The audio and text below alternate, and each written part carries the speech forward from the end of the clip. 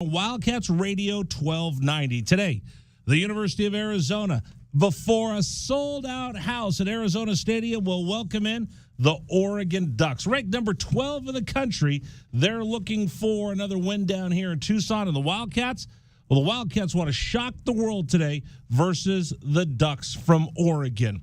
Last time we got together, it was the University of Arizona taking on Colorado, and a record-tying performance from Jayden de Laura as the Arizona quarterback threw for 6 touchdowns against the Buffs.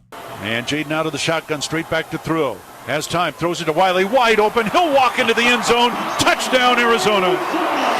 Wow, that's a big-time play again. It looked like de Laura changed that play at the line of scrimmage when he called Wiley over there and just dropped it to him. He was wide open on the flats that time. Easy play. Arizona breaks 40 for the first time this year. Second touchdown catch of the night for Michael Wiley. And a 6-touchdown game for Jayden de Laura.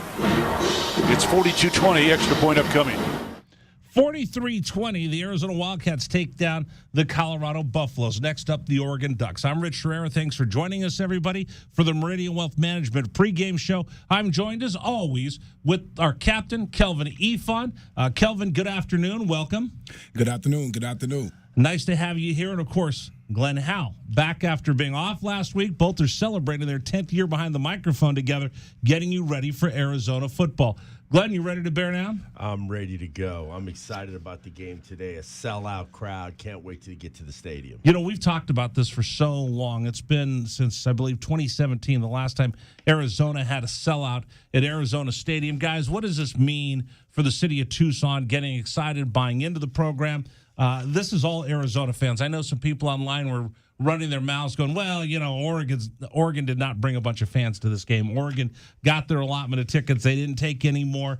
This is going to be a partisan red and blue bear down Arizona crowd. We'll see a little smattering of green, but this is not driven by the Oregon Ducks today. You know, first I want to thank the Tucson community, Phoenix, you know, Southern Arizona, Sierra Vista. Paul from Phoenix. Everybody. Paul from Phoenix. Everybody for coming down and making this a sellout. It's all because of you. And you just don't understand how much this means to the players of walking out and seeing all of you people out there. It's going to be an extra guy on the field. We're going to have a 12th man today. Kelvin.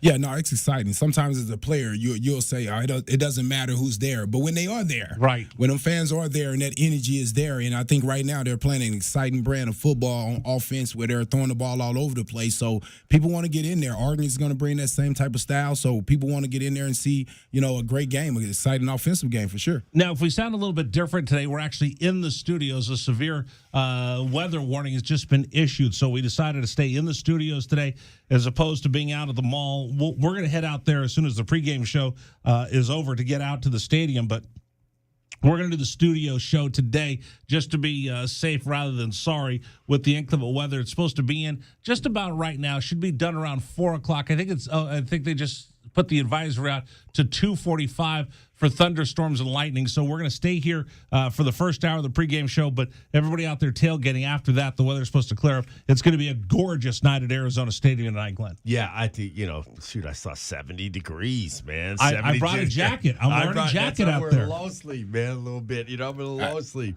So it's awesome. I'm really excited about our game tonight. It kind of reminds me of like duck hunting weather. Yeah. That's you know, you back off in the woods, back there somewhere. Yeah, right. Trying exactly. to get Exactly. I got my duck collar. There you go. I'm ready to go. Got my Duck Commander duck call ready to go. Hey, let's take our first look at today's ball game. It's brought to you by The Window Depot. It's time to take our first look at today's game. Brought to you by The Window Depot. Lowest prices and biggest inventory. Shop thewindowdepot.com. Here is Rich Herrera. All right, guys, a couple items I want to talk about as we take our first look at today's ball game brought to you by The Window Depot. You know, Jed Fish has talked about this quite a bit. Jayden de Laura had an excellent game last week. 6 touchdowns, didn't throw a pick, was playing under control. Here's Jed Fish talking about the trust that Jayden is continuing to build with this offense, the style of offense, and Jed Fish and Jayden de Laura being on the same page. Just cut 2. I think, you know, every week we continued to build trust. He was 20 for 29 against North Dakota State, had no turnovers in a very good game. Against Cal, he threw for 401 yards and continued to move the ball. This week, he did it again. I think every day we build more and more trust, and that's what it comes down to. This is year 1, game 5 for us, and he's a sophomore coming out of a run-and-shoot system. So the more time he spends in our system, the better he's going to be. And he has all the gifts physically. So it's now a matter of just continuing to improve in the system. Yeah, I agree. I think he's getting better. It's good to have that little game against Colorado, but it's a different beast this week. You know, we went against a Buffalo. Now we're going to a Duck, and now it's a little different. Even though you think the Buffalo's a little tougher, but now we're going to these Ducks. It's going to be a difficult thing. The trust is going to really be needed today. Okay, and we're going to have to really be under control. We can't make turnovers, and we got to make smart plays today. One of the things is that Jaden Delore is not going to sneak up on anybody, Kelvin. Everybody knows what Jaden Delore can do. Everybody knows what this wide receiving core for the Arizona Wildcats can do. Here's Oregon head coach Danny Lanning, this is cut 3, talking about the potent Arizona offense. Yeah, I think this is maybe the most talented team we've played so far at wideout. You know, they have really, really talented wideouts, but I think this quarterback really can play well. He throws, lasers. He throws the ball on rhythm, on a dart, and he doesn't need a big window to be able to attack. He's able to extend plays with his feet. So this is a really good challenge for us. There hasn't been a lot of teams that have really slowed them down offensively. They've only maybe hurt themselves a couple times, to be honest. So they've done a really good job. They get the ball downfield. They take long shots. So this will be a really good challenge. Kelvin. Yeah, I mean, he's right. I mean, you have a veteran quarterback in Delore that understands how to get his guys the ball. He's not afraid to throw any pass on the field. I mean, every part of the field is open to him. But one of the things I think that we have to watch out for a coach that respects you so much is them game planning and try to get back there to steal a pass or two. Because sometimes when you score like that and you score so many touchdowns, you have to do it. If you don't do it, it seems like you're not being successful. So I just hope we, make sure we watch out for that.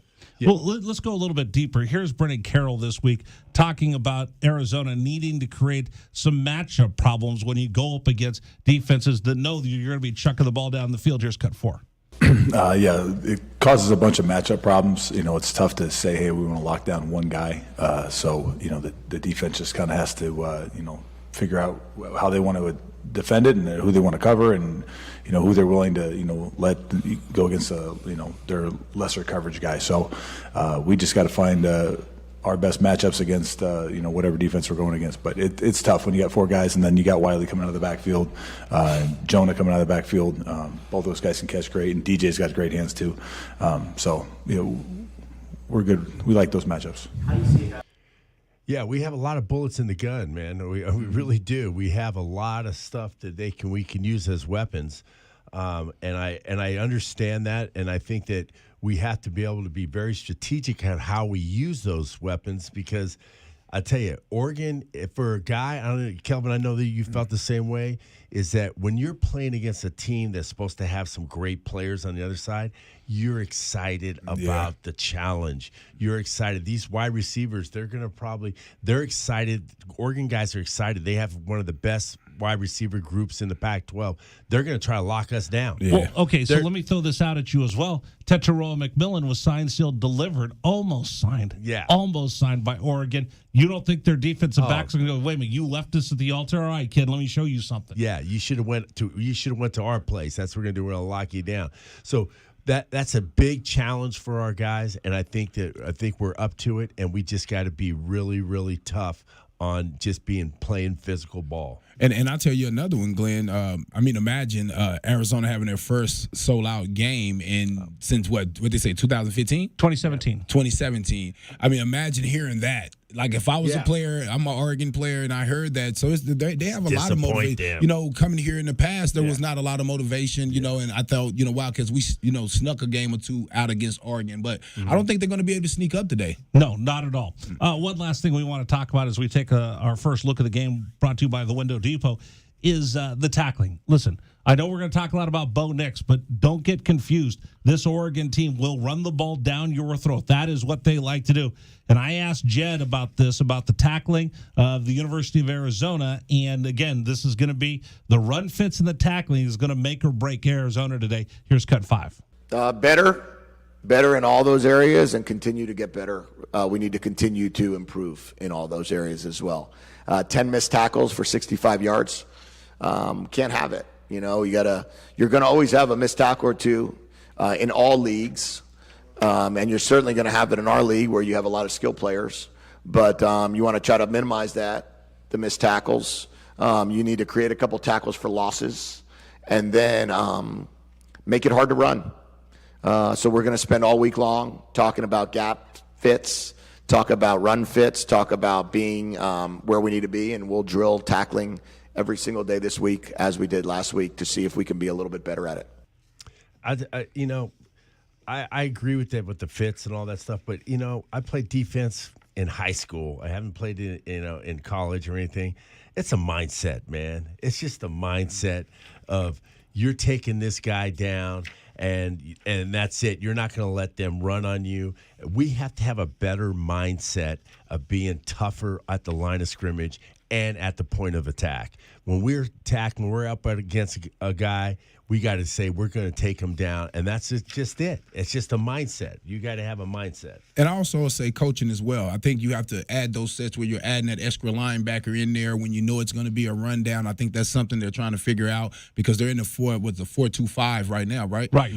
But you have to get that extra backer in there, and they have been doing that, and so they have to make sure that they have a game plan. That's where Gunnar Maldonado really has to be that guy to come in there and help, right? Yeah, he's coming down, and that's not the strong suit. I mean, yes, those guys are tacklers, but you want a linebacker, a guy that's really getting the guy down on the. Because when I was a running back, the cardinal sin for a running back, and you've seen it with us, we've had trouble tackling a running back in the secondary. I just can't see that happening. I can't. You as a running back, you love to get there where one of those 180 or 200 pound guys, because you're through the 300 pound monsters, you're through the 250 pound beast. Now you're back here to these little guys, and they're trying to hold on for dear life. Yeah, you stiff arming them and running over them and everything. So so you want to, if you have another linebacker in there, Manu. Manu's been doing a good job. You know, so you have to have that guy in there.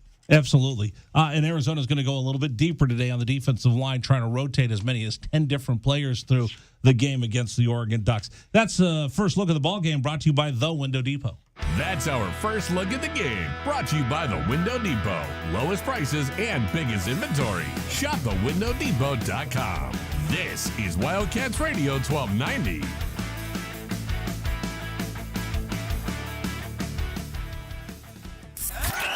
Let's take a look at the Right Way Rundown and see what's coming up on our pregame show, brought to you by Right Way Heating, Cooling, and Plumbing. Doing things the right way.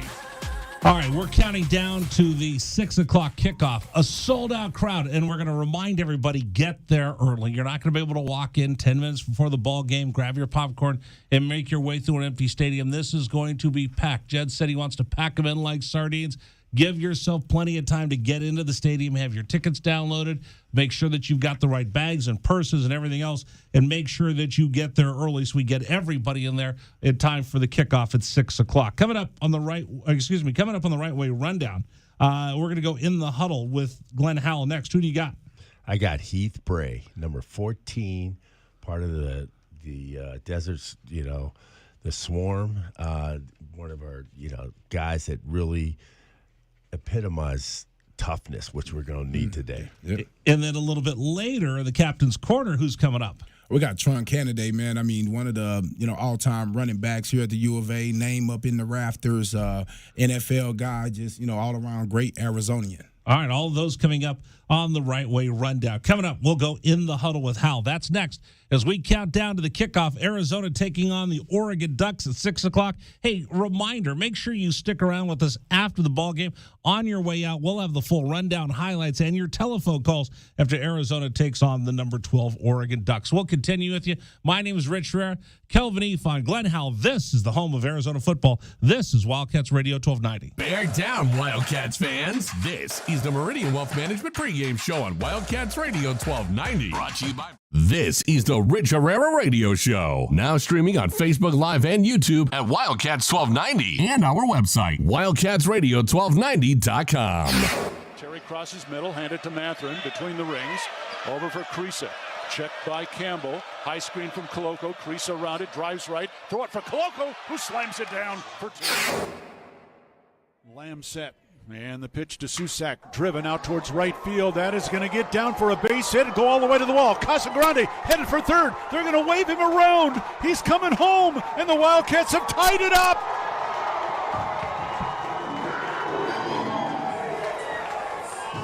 Susak with an RBI double to right center. And we're still playing ball. Tied at 16 in the bottom of the 10th. Shot blocked by Koloko, who grabs it out of the air. Ahead to Dalen Terry, Arizona with the ball, minute 30 to go, and a 6-point lead. Juzang working right, drives to the bucket, put up, blocked by Koloko, grabbed by Larson. Arizona ball, 38 seconds left. For Bernard, goes right, blocked by Ballo, grabbed by Matherin. Arizona ball, 22 seconds left. Campbell down for the Bruins, throw it out to Riley. He'll shoot the three, blocked again by Koloko. Ballo grabs it, it's over. Championship to Tucson. Hey, sports fans, it's Rich Herrera. Thank you so much for tuning into our stream. We'll be back in just a bit. Until then, how about some Arizona Wildcat highlights? Fourth down and less than a yard. Trojans will go for it in a tie game. Slovis out of the shotgun. Step to his left. Step the handoff. It is good. Backfield and drop. No gain. Loss on the play. Cats take over. That's a huge play by Arizona. Explosive play in the backfield that time. Shot blocked by Koloko, who grabs it out of the air. Ahead to Dalen Terry, Arizona with the ball, minute 30 to go, and a 6-point lead. Juzang working right, drives to the bucket, put up, blocked by Koloko, grabbed by Larson. Arizona ball, 38 seconds left. For Bernard, goes right, blocked by Ballo, grabbed by Matherin. Arizona ball, 22 seconds left. Campbell down for the Bruins, throw it out to Riley. He'll shoot the three, blocked again by Koloko. Ballo grabs it, it's over. Championship to Tucson. Dalen Terry quickly the other way, out to Tabellas, down the lane to throw it down with the left hand. Look out. The locomotive slams it home. Hey, sports fans, it's Rich Herrera. Show will be back in just a little bit. Thanks for tuning into our stream. Until then, how about some great moments for the University of Arizona Wildcats?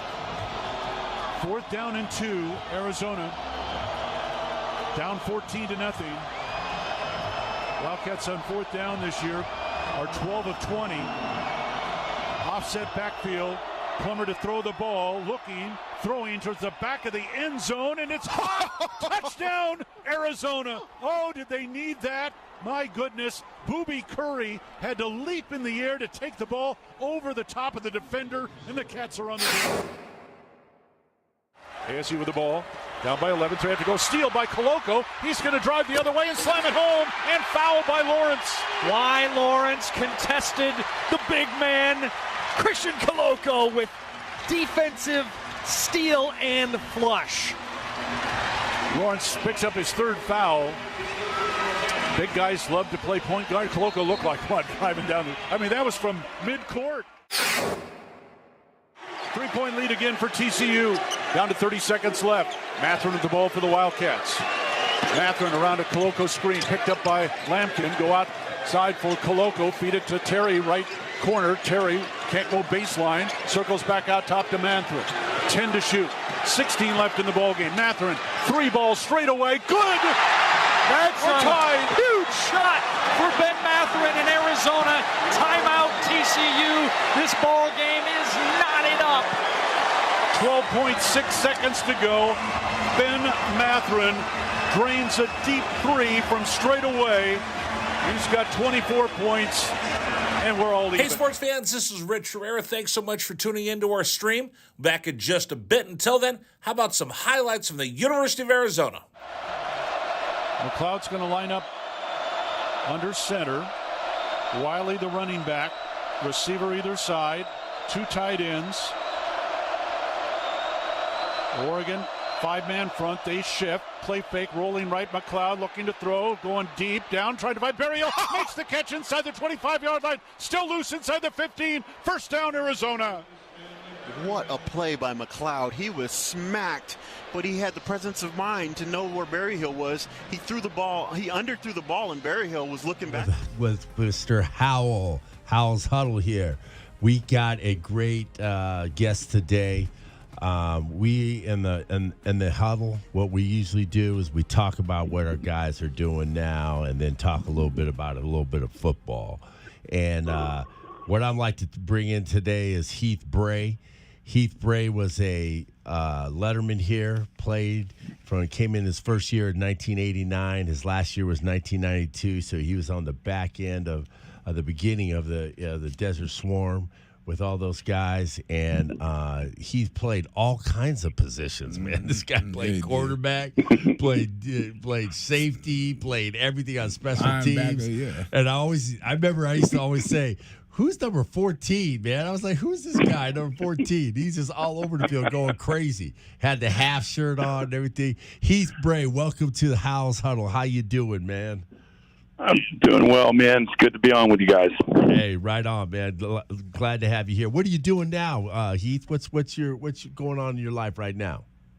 Since I left football coach in '95, I've been in the finance industry. I'm now a partner and managing director of Wealth Trust Arizona up here in Scottsdale, which we do high net worth financial management. Right on. Right. You know, we've been talking about, you know, the University of Arizona football. You know, we had a conversation yesterday. We were talking, me and you, and going over, looking at some things, you know, about what's going on with the program. And what was the keys to your teams for your success when you were playing at the U of A? What were some of the key things that you guys did? Well, I know in the conversation you and I had yesterday, we were talking about, you know, how in remembrance of those teams is just how toughness was something that just anybody that watched the game would take away. And I think that that's something that came from the top down with Coach Tomey. And when you have a tough team, it's usually a team that's very highly accountable, very highly disciplined. And I also think that one of the things that we did very well is we recruited athletes that fit that mold. I could name off, and I'm sure you can from your days, Glenn, and Kelvin, you too. But there were some mean dudes that I played with. And, I mean, if you weren't mean, you ain't going to play. And you had a mean dude to your left and a mean dude to your right, and you had to be mean. And that toughness and that accountability to each other was something that I think that as we try to progress to get better at the Arizona locker room right now, I mean, I think borrowing some of those traits is not going to be nothing but beneficial to us. We'll see how it goes. Heath Bray, our guest here on Wildcats Radio 1290. I'm sorry, Glenn, go ahead. Yeah, how do you believe that you develop toughness? How do you think that goes about? How do you do that? Do you do that in practice? Do you do that in the locker room? How do you think that's created? I don't know, but we had some dudes that would just. I mean, for example, I broke my right ankle. I've got pins in it. I tore my ACL on my left knee. I got scoped. I broke my back. Had 8 back surgeries. I broke my collarbone 3 times. I broke every rib on my left side, 2 on my right. Got 2 herniated discs in my neck. I missed 1 period of 1 practice in 5 years. Yeah, that's toughness. That's toughness. That's but see, that's the thing. But I was not an exception. I was the norm. Yeah. I remember Ty Parton subluxing on a goal line. His shoulder pops out. We pop his shoulder back in. He goes running around the field. He's trying to come back into practice. Yeah, his shoulder was completely out. Yeah, I was talking to Sweet D the other night and Dave Adams, and I was telling him we used to look into the training room, see who was in there. so we can see who's the weak guys, who are in the trading room. We didn't want you in the trade. You didn't want to be in the trading room, You just without the training room, I'll tell you what, Glenn, without the training room and Sue Hillman, I tell you what, I wouldn't have been able to. I had to go through about 2.5 hours of treatment a day just to get out the field. Because if you didn't do all the stuff, and the thing is about when you're getting treatment, especially under Sue's direction, I mean, you spent more time with her getting fixed to get back on the field. For example, I was a captain in my senior year in '92, and I got to speak at the banquet. I didn't talk about any of the coaches because everyone had been talking about the coaches. I talked about Sue because it was so important for her to keep me from killing myself. Yeah. And there's a difference between pain and injury. If you're in pain, we can deal with that. We can treat it. If you're injured, you're out. Yep. And for guys that I play with, I mean, when you're talking about guys down in the dirty, I mean, the Singleton brothers, you're talking about back in the day, you had Dana Wells and Rob Woods when I was a freshman and Joe Toffelmeyer. And then as you get older, you got, Ty Parton, Jimmy Hopkins, Rob Waldrop. I mean, these dudes are tough dudes. Brant Boyer, Sean Harris, Brandon Sanders, taking people's heads off. Richard Dice. That's something that, Dice. I always think about Dice. Yeah, Dice man. Oh, as an offensive player. Yeah. I mean, the last game I ever coached was when he played against ASU. Yeah, when he tore his ACL. College. And I mean, but this is the thing, guys. This is a true story. He goes down against SC. That's about the 5th game of the year, I think. We're getting ready as a staff for the ASU game. The door slams open, and Richard Dice is there standing in the doorway crying, and he says, "I'm effing playing this week." And he turns around and he storms off. And Coach Tommy looks around the staff room and is like, what was that? And he's like, "Dwayne, call Sue."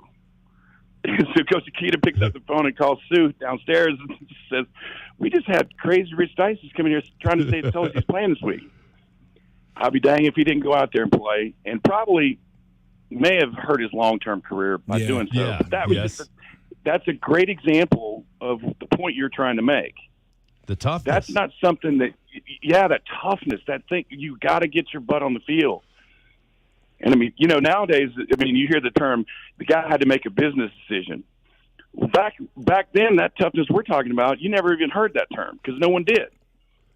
Yeah, we're talking to Heath Bray, a letterman that played from 1989 to 1992. Kelvin, you had a question for him. Yeah. Hey, Heath, anytime I talk to someone that was around Coach Tommy, tell me a story, man, because he was a little guy, but he was probably 10 feet tall, right? Yeah. And tell me a story about Coach, man, that that let the people know what he meant to you. Okay, well, he meant the world to me, and I was extremely close with him, and to this day, it's still a big hole. But I'll tell you, I coached football at Oklahoma when I was done, and I was in that staff room, and I heard what Coach would say to us, and then what Coach would say to the press, and they were two different things. And then I came back to Arizona and got on Tomy's staff because I'd never been in the staff room, obviously. I had been a player for him. But being on his staff for 2 years, whatever that man said to the press was what he was saying to his team. And if he didn't want to say it to the press, he wouldn't say it. But there was an honesty, an accountability, an example that was being set it was different in other places. And I got a taste of it because I went somewhere else for a year and then came back. And so I'm going to tell you right now, the thing is, if you're going to talk about a true blue guy, Dick Tomey was a unicorn when it comes to that type of honesty in the coaching profession. Yeah, Coach Tomey. And his players would like me would play hurt because they do. You don't want to disappoint the guy. Yeah, and I tell you, I never played for Coach Tomey, but I always say that Coach Tomey made me feel like I played for him, and he was so always interested in what I was doing, and talking to me, and I really respected him for that. Well, I'll tell you one of the other things about Tomey that doesn't get as much press is that how good of a tactician he was. A good example is in my career, my last game I played was the Sun Bowl. I had never played receiver in my life. Coach Tomey stands up in the meeting room with all the team and says, "We're putting our best 22 on the field." and he put me at wide receiver. I'd never played before in my career. I caught 5 balls and was player of the game in the Sun Bowl. Wow. And that's a awesome. Coach Tommy story. Yeah. That is a big Tommy story. You know, so Heath, when you're playing safety, you were playing in the box safety. What do you think are the qualities of what a safety has to be nowadays in the game? Well, nowadays it's a little different, but when I was playing, I mean, we were talking about, you had a legacy of Alan Durden, Chuck Cecil, Jeff Hammerschmidt, Scotty Geyers mixed in there, me, and then Tony Bowie, and there's a pretty strong progression. Now, when you're talking safety, there's also strong safety, which, Brandon Sanders is a very good example. James DeBow is another great example. What the free safety position was different back then was it literally is free. You've got corners that have distinct responsibilities.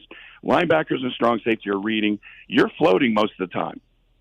Now, you may have deep third responsibility, you may have deep half responsibility, you may have robber responsibility, you may have run responsibility, but the thing is, what's going to make you a great safety is when you understand what they're doing. In 1991, we played at SC, and when they broke the huddle, I had 39 different coverages I could choose from before they got to the line of scrimmage and snapped the ball.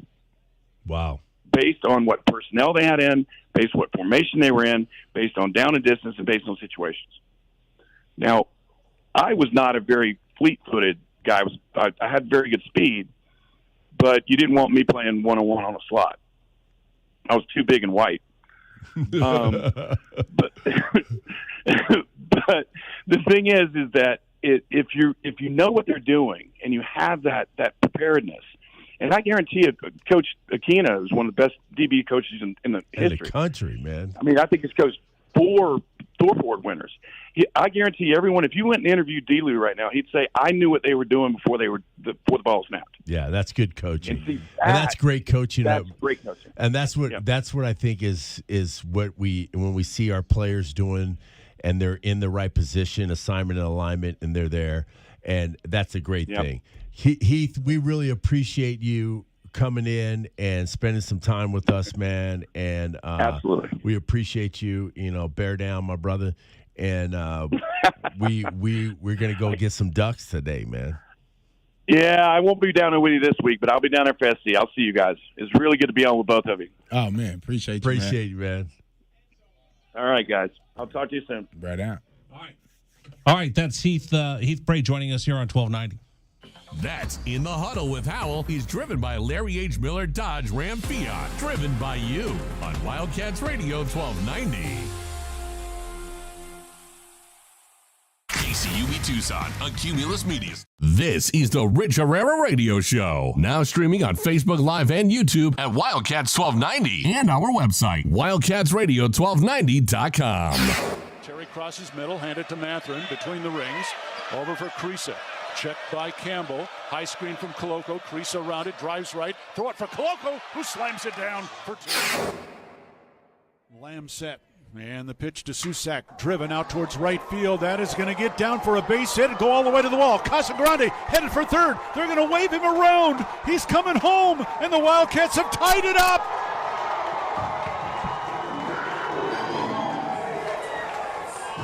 Susak with an RBI double to right center. And we're still playing ball. Tied at 16 in the bottom of the 10th. Shot blocked by Koloko, who grabs it out of the air. Ahead to Dalen Terry, Arizona with the ball, minute 30 to go, and a 6-point lead. Juzang working right, drives to the bucket, put up, blocked by Koloko, grabbed by Larson. Arizona ball, 38 seconds left. For Bernard, goes right, blocked by Ballo, grabbed by Matherin. Arizona ball, 22 seconds left. Campbell down for the Bruins, throw it out to Riley. He'll shoot the 3, blocked again by Koloko. Ballo grabs it, it's over. Championship to Tucson. Hey sports fans, it's Rich Herrera. Thank you so much for tuning into our stream. We'll be back in just a bit. Until then, how about some Arizona Wildcat highlights? 4th down and less than a yard. Trojans will go for it in a tie game. Slovis out of the shotgun. Step to his left. Step to hand off. Into the backfield and drop. No gain, loss on the play. Cats take over. That's a huge play by Arizona. Explosive play in the backfield that time. Shot blocked by Koloko, who grabs it out of the air. Ahead to Dalen Terry, Arizona with the ball, minute 30 to go, and a 6-point lead. Juzang working right, drives to the bucket, put up, blocked by Koloko, grabbed by Larson. Arizona ball, 38 seconds left. For Bernard, goes right, blocked by Ballo, grabbed by Matherin. Arizona ball, 22 seconds left. Campbell down for the Bruins, throw it out to Riley. He'll shoot the three, blocked again by Koloko. Ballo grabs it, it's over. Championship to Tucson. Dalen Terry quickly the other way, out to Tabellas, down the lane to throw it down with the left hand. Look out. The locomotive slams it home. Hey, sports fans, it's Rich Herrera. Show will be back in just a little bit. Thanks for tuning into our stream. Until then, how about some great moments from the University of Arizona Wildcats? 4th down and 2, Arizona. Down 14-0. Wildcats on 4th down this year are 12 of 20. Offset backfield. Plummer to throw the ball, looking, throwing towards the back of the end zone, and it's caught! Touchdown, Arizona! Oh, did they need that? My goodness, Booby Curry had to leap in the air to take the ball over the top of the defender, and the Cats are on the field. ASU with the ball, down by 11, so they have to go. Steal by Koloko. He's going to drive the other way and slam it home, and foul by Lawrence. Why Lawrence contested the big man, Christian Koloko, with defensive steal and flush. Lawrence picks up his 3rd foul. Big guys love to play point guard. Koloko looked like what, driving down that was from mid-court. 3-point lead again for TCU. Down to 30 seconds left. Matherin with the ball for the Wildcats. Matherin around a Koloko screen, picked up by Lampkin. Go outside for Koloko, feed it to Terry, right corner. Terry can't go baseline, circles back out top to Matherin. 10 to shoot, 16 left in the ballgame. Matherin, 3 balls straight away, good! That's We're tied. Huge shot for Ben Matherin in Arizona. Timeout TCU. This ball game is knotted up. 12.6 seconds to go. Ben Matherin drains a deep 3 from straight away. He's got 24 points, and we're all even. Hey, sports fans, this is Rich Herrera. Thanks so much for tuning into our stream. Back in just a bit. Until then, how about some highlights from the University of Arizona?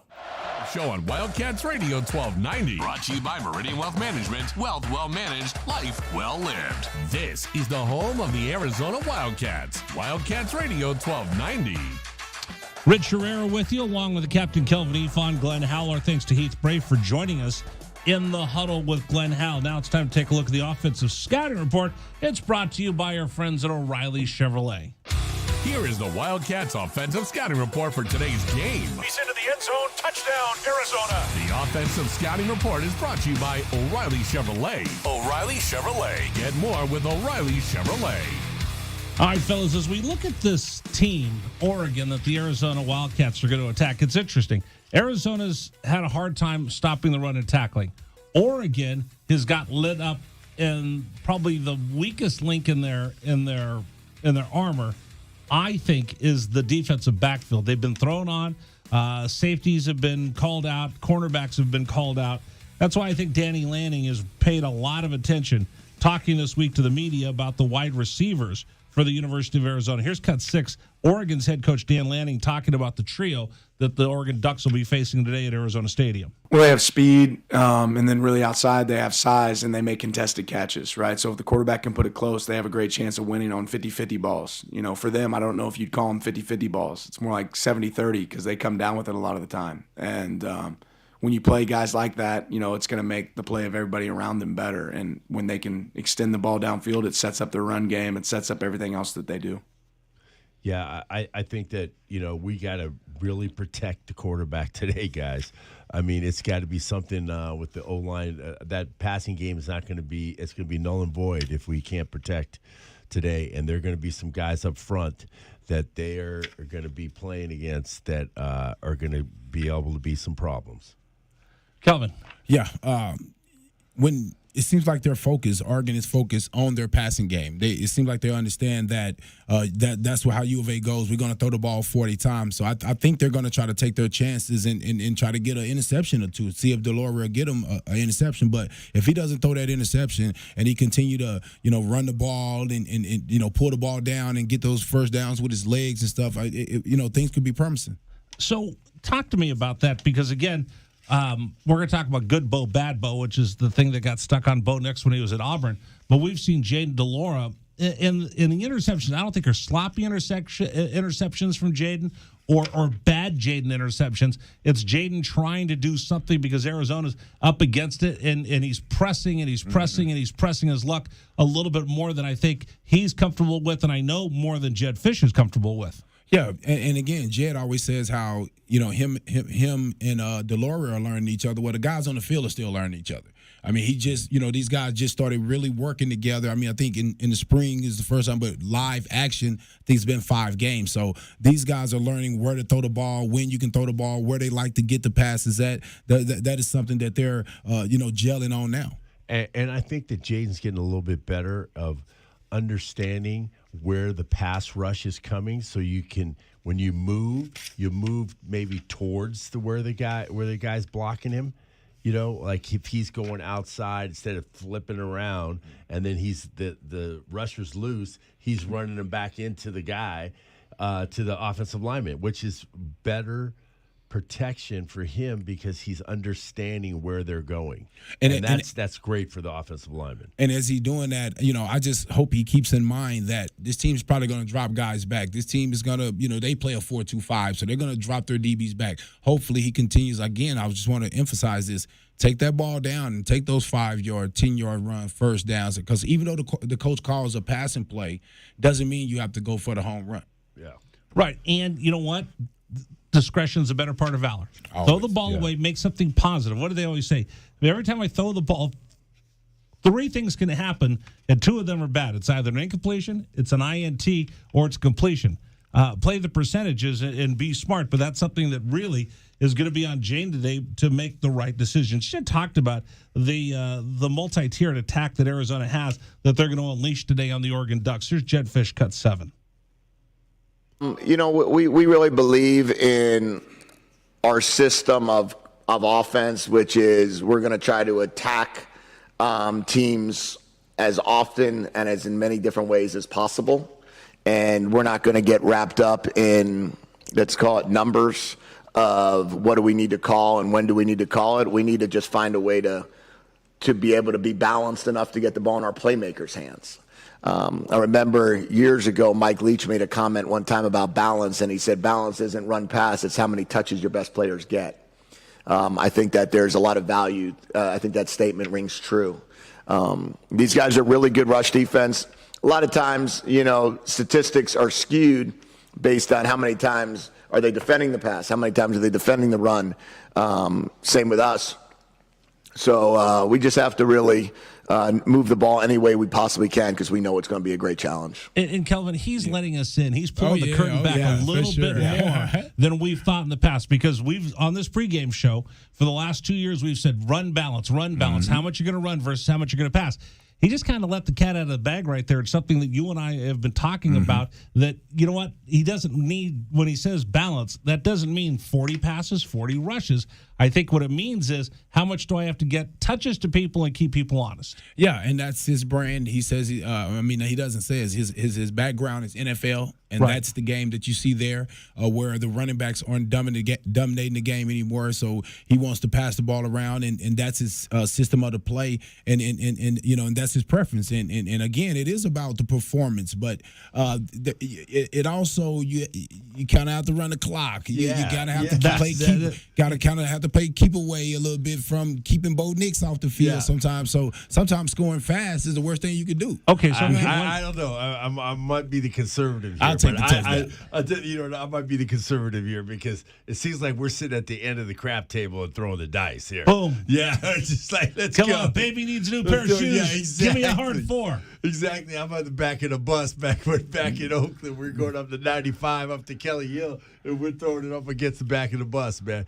We have to have some kind of strategy, and I understand. he wants to be able to throw it when the Chunk situation. yardage. The situation.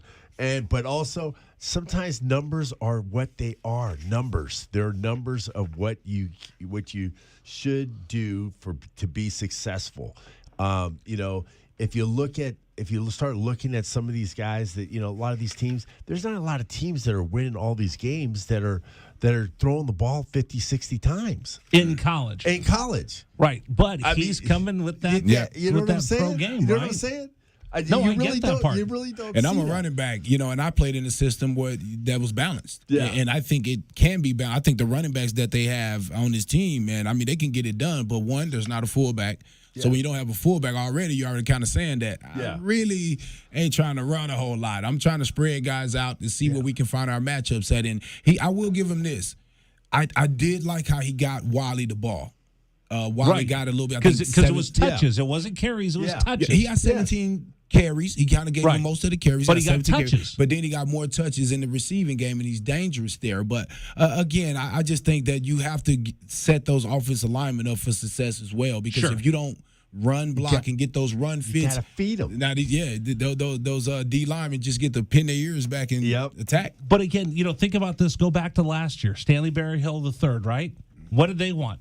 It was touches. How many times was I going to get Stanley the ball? Try to get the best player the ball. So if you think about it, Jed comes off the same coaching tree. He worked for Sean McVay. Sean McVay comes off the same coaching tree as Kyle Shanahan. What does Kyle Shanahan try to do? Get as many touches for Deebo Samuels as he possibly can. I'm not comparing the two, but I'm just saying that's kind of that playbook and that philosophy that we might be seeing. And that's really the first time Jed said that. What's the Rams record right now? No, I said 49ers. I'm not going to talk about the Rams. I'm a 49er fan. What's their record right Not now? very good. But they're the defending Super Bowl champions. So and they're throwing the ball all over the yard. They're chucking the ball all across the field. Yeah. And that's where his background comes from. Here's Brennan Carroll. I asked Brennan about this, about the balance during the press conference this week. Here's Brennan Carroll, cut 8. It's the one that ends with W. So whatever the number is, it really doesn't matter to me. If they're trying to take away something, it may be more passes.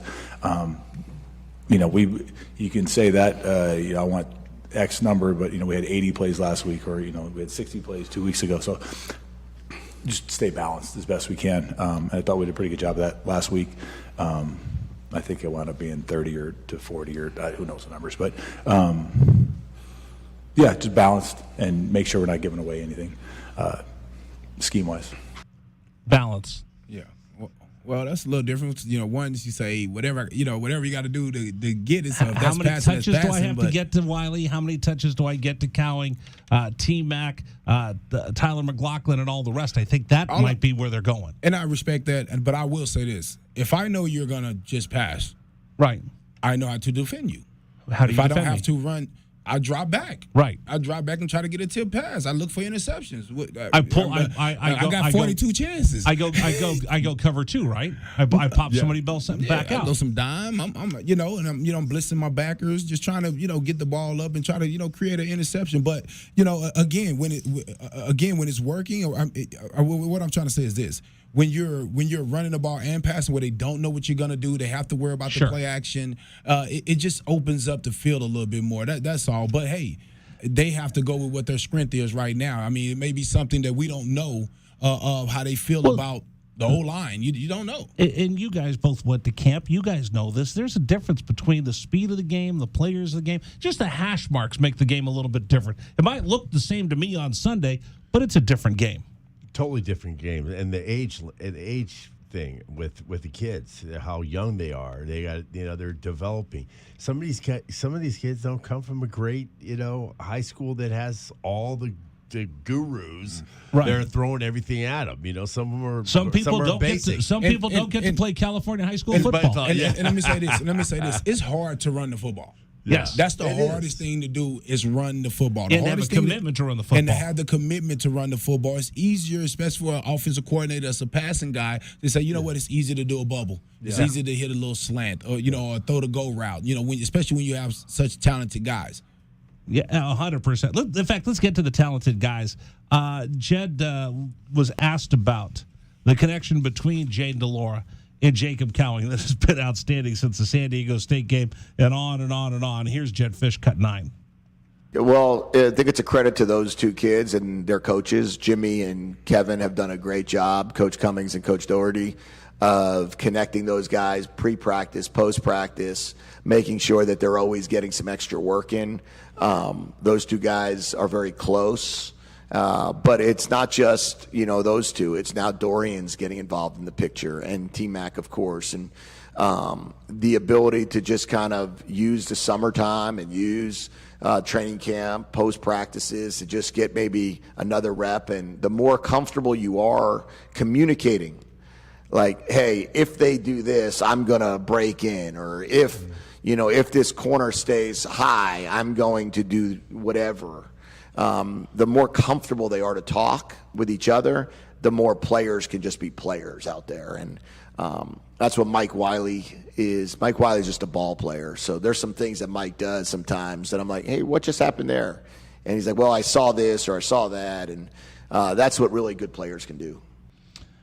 Talking about good players. He's absolutely right. He's a Texas boy, right? Yeah. He's a Texas boy. Yeah. No, I want to make sure. You're talking about football states. Listen, I was just saying they were showing the modern day St. John Bosco game highlights on Fox just a minute ago. Yeah, but we're talking about D1 football players right now. And we're talking about Michael Wiley, straight out of Texas, that know how to play football. The coach asked the question. You heard what he said? Sometimes he does stuff, and that's a Texas thing. Yeah. Hey, by the way, I'm just gonna leave that at that. I'll leave it at this for you, Kelvin. High school, California, Texas.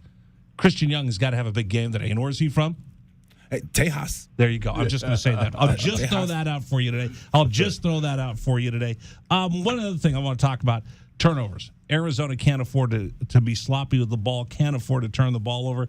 They need a couple takeaways as well just to keep this thing close going into the fourth quarter. Here's Jed Fish talking about the turnover battle that Arizona needs to win today, cut 10.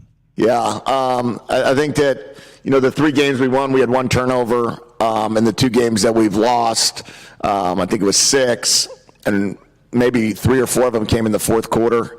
It's one of those weird situations. That's kind of normal when you're down by more than a score. If you're down by a score, you can't really force the ball. But when you're down by 2, or at some of those situations, I think we were down 11 and then 18 against Cal, when those 2 interceptions came. There's just no need for them. The idea is just the best chance you have to get back into the game is to complete the pass to your team. And the best chance is not to, the 1 sack fumble was kind of, that's a tough one to control. Those things happen sometimes. But the other ones, we just continue to talk about it, and we continue to protect the ball. And regardless of the score of the game, we want to try to always make sure that we're in control of when that ball goes to the other team. And Jaden has done a really, really good job of it. I believe last week, obviously, he did a great job against North Dakota State, and we're going to have that type of game this week. Yeah. The great thing is once you start having that type of success where you're not throwing the interceptions and you can start to trust what windows you can throw the ball to, who to throw a high ball to. I mean, Singer is just ridiculous with the catches he's catching, and Cowan with the balls that he has. And then you come back with McMillan, and then I'm going to steal this from Glenn before you jump up. That McLaughlin. McLaughlin, man. Yes. Hey. I know, because it's hard because we don't even really talk about tight ends, do we? Not much. Not when Glenn is not right. But anyway, we didn't even mention the tight end last week. That kid right there, his play, and I think what people don't sleep on him a little bit is on his pass blocking. On his run blocking. He's a tough run blocker, and I'm gonna throw that in there because I want to run more. Yeah. There you go. I like think, it. And I think his success of him being a viable threat opens up the other guys. Yeah, that's what it does. Hey, listen. Here's the other big thing that we're going to look at today. 3rd down conversion. Think about this. My buddy Rich from Chicago pointed this out to me on the program this week. 38.2%. You know what that is? That's Oregon's third down conversion. 122 in the country. 32 teams. They're 63rd in the country. Arizona, 43.41, 41st in the country. Arizona, if you keep it, this has been the gospel since day one. Jed Fish got here. Stay on schedule, move the chains, and put Jane DeLore in a position where he's looking at 3rd and 4, 3rd and 5 and less, and Arizona will have success. And guys are going to get tired of me saying it. Win on 1st and 2nd down. That's what we have to do. First and second down. And then while you're saying that, we have to stop them on first and second down because they're Put not them- good on put third. them behind the chains. Yeah, put them behind First the and chains, put them in second third down down. is Guys the got to winner. really step up in them first 2 downs, but their run game is tough, especially with that quarterback being physical as he is. Right, absolutely. Because, again, we've been talking a lot about Bo Nix, but remember, Bo Nix also is the quarterback he picked up. He had one long run last week. But if you take that out, good Bo, bad Bo, put him behind the chains and force him to throw. Yeah, and that'll be the key. We'll talk about that a little bit later in our defensive scouting report. But that's the offensive scouting report brought to you by O'Reilly Chevrolet.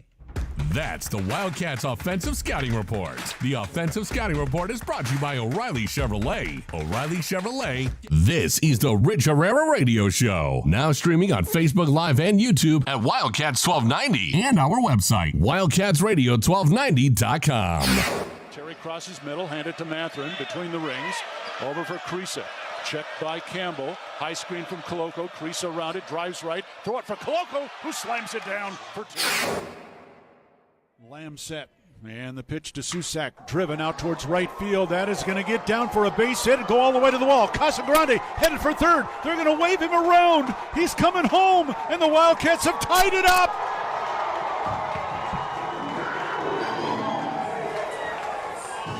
Susak with an RBI double to right center. And we're still playing ball. Tied at 16 in the bottom of the 10. Shot blocked by Koloko, who grabs it out of the air. Ahead to Dalen Terry, Arizona with the ball, minute 30 to go, and a 6-point lead. Juzang working right, drives to the bucket, put up, blocked by Koloko, grabbed by Larson. Arizona ball, 38 seconds left. For Bernard, goes right, blocked by Ballo, grabbed by Matherin. Arizona ball, 22 seconds left. Campbell down for the Bruins, throw it out to Riley. He'll shoot the three, blocked again by Koloko. Ballo grabs it, it's over. Championship to Tucson. Hey, sports fans, it's Rich Herrera. Thank you so much for tuning into our stream. We'll be back in just a bit. Until then, how about some Arizona Wildcat highlights? Fourth down, and less than a yard. Trojans will go for it in a tie game. Slovis out of the shotgun. Step to his left. Step the handoff. Into the backfield and drop. No gain, loss on the play. Cats take over. That's a huge play by Arizona. Explosive play in the backfield that time. Shot blocked by Koloko, who grabs it out of the air. Ahead to Dalen Terry, Arizona with the ball, minute 30 to go, and a 6-point lead. Juzang working right, drives to the bucket, put up, blocked by Koloko, grabbed by Larson. Arizona ball, 38 seconds left. For Bernard, goes right, blocked by Ballo, grabbed by Matherin. Arizona ball, 22 seconds left. Campbell down for the Bruins, throw it out to Riley. He'll shoot the three, blocked again by Koloko. Ballo grabs it, it's over. Championship to Tucson. Dalen Terry quickly the other way, out to Tabellis, down the lane to throw it down with the left hand. Look out. The locomotive slams it home. Hey, sports fans, it's Rich Herrera. Show will be back in just a little bit. Thanks for tuning into our stream. Until then, how about some great moments from the University of Arizona Wildcats? 4th down and 2, Arizona. Down 14-0. Wildcats on 4th down this year are 12 of 20. Offset backfield. Plummer to throw the ball, looking, throwing towards the back of the end zone, and it's hot! Touchdown, Arizona! Oh, did they need that? My goodness, Booby Curry had to leap in the air to take the ball over the top of the defender, and the Cats are on the field. ASU with the ball, down by 11, 3 have to go, steal by Koloko. He's going to drive the other way and slam it home, and foul by Lawrence. Why Lawrence contested the big man, Christian Koloko, with defensive steal and flush. Lawrence picks up his 3rd foul. Big guys love to play point guard. Koloko looked like one driving down that was from mid-court. 3-point lead again for TCU. Down to 30 seconds left. Matherin with the ball for the Wildcats. Matherin around a Koloko screen, picked up by Lampkin. Go outside for Koloko, feed it to Terry, right corner. Terry can't go baseline, circles back out top to Matherin. 10 to shoot, 16 left in the ball game. Matherin, 3 balls straight away, good! That's a huge shot for Ben Mathurin in Arizona. Timeout TCU. This ball game is knotted up. 12.6 seconds to go. Ben Mathurin drains a deep three from straight away.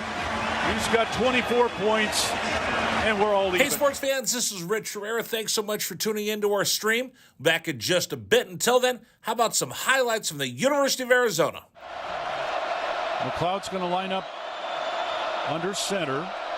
Wiley, the running back. Receiver either side. 2 tight ends. Oregon, 5-man front. They shift. Play fake, rolling right. McLeod looking to throw. Going deep. Down, trying to find Berryhill. Makes the catch inside the 25-yard line. Still loose inside the 15. First down, Arizona. What a play by McLeod. He was smacked, but he had the presence of mind to know where Berryhill was. He threw the ball. He underthrew the ball, and Berryhill was looking back at it and made a great play on the ball. An amazing play by Jordan McLeod. Brown will take the snap a yard deep in the end zone. Straight as back. we get you ready for Arizona football taking on the Oregon Ducks. Oregon comes in number 12 in the country.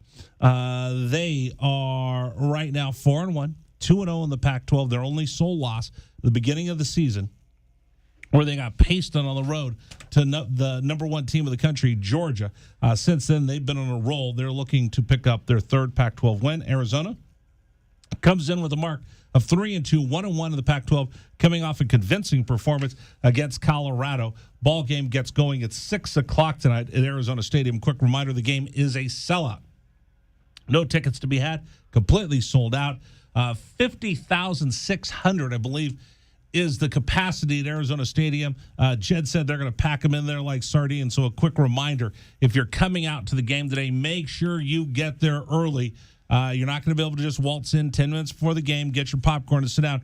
Get there early, have your tickets downloaded onto your phone, and give yourself plenty of time to get in and out of the stadium with the large crowd that's expected today for Arizona, Oregon. And I'll repeat this, guys, because I know there's a lot of people talking trash going, oh, yeah, Oregon, they're the ones who came in and bought all the tickets. Oregon used their allotment, and that was it. There was not a huge crush. There was not a lot of green running around yesterday.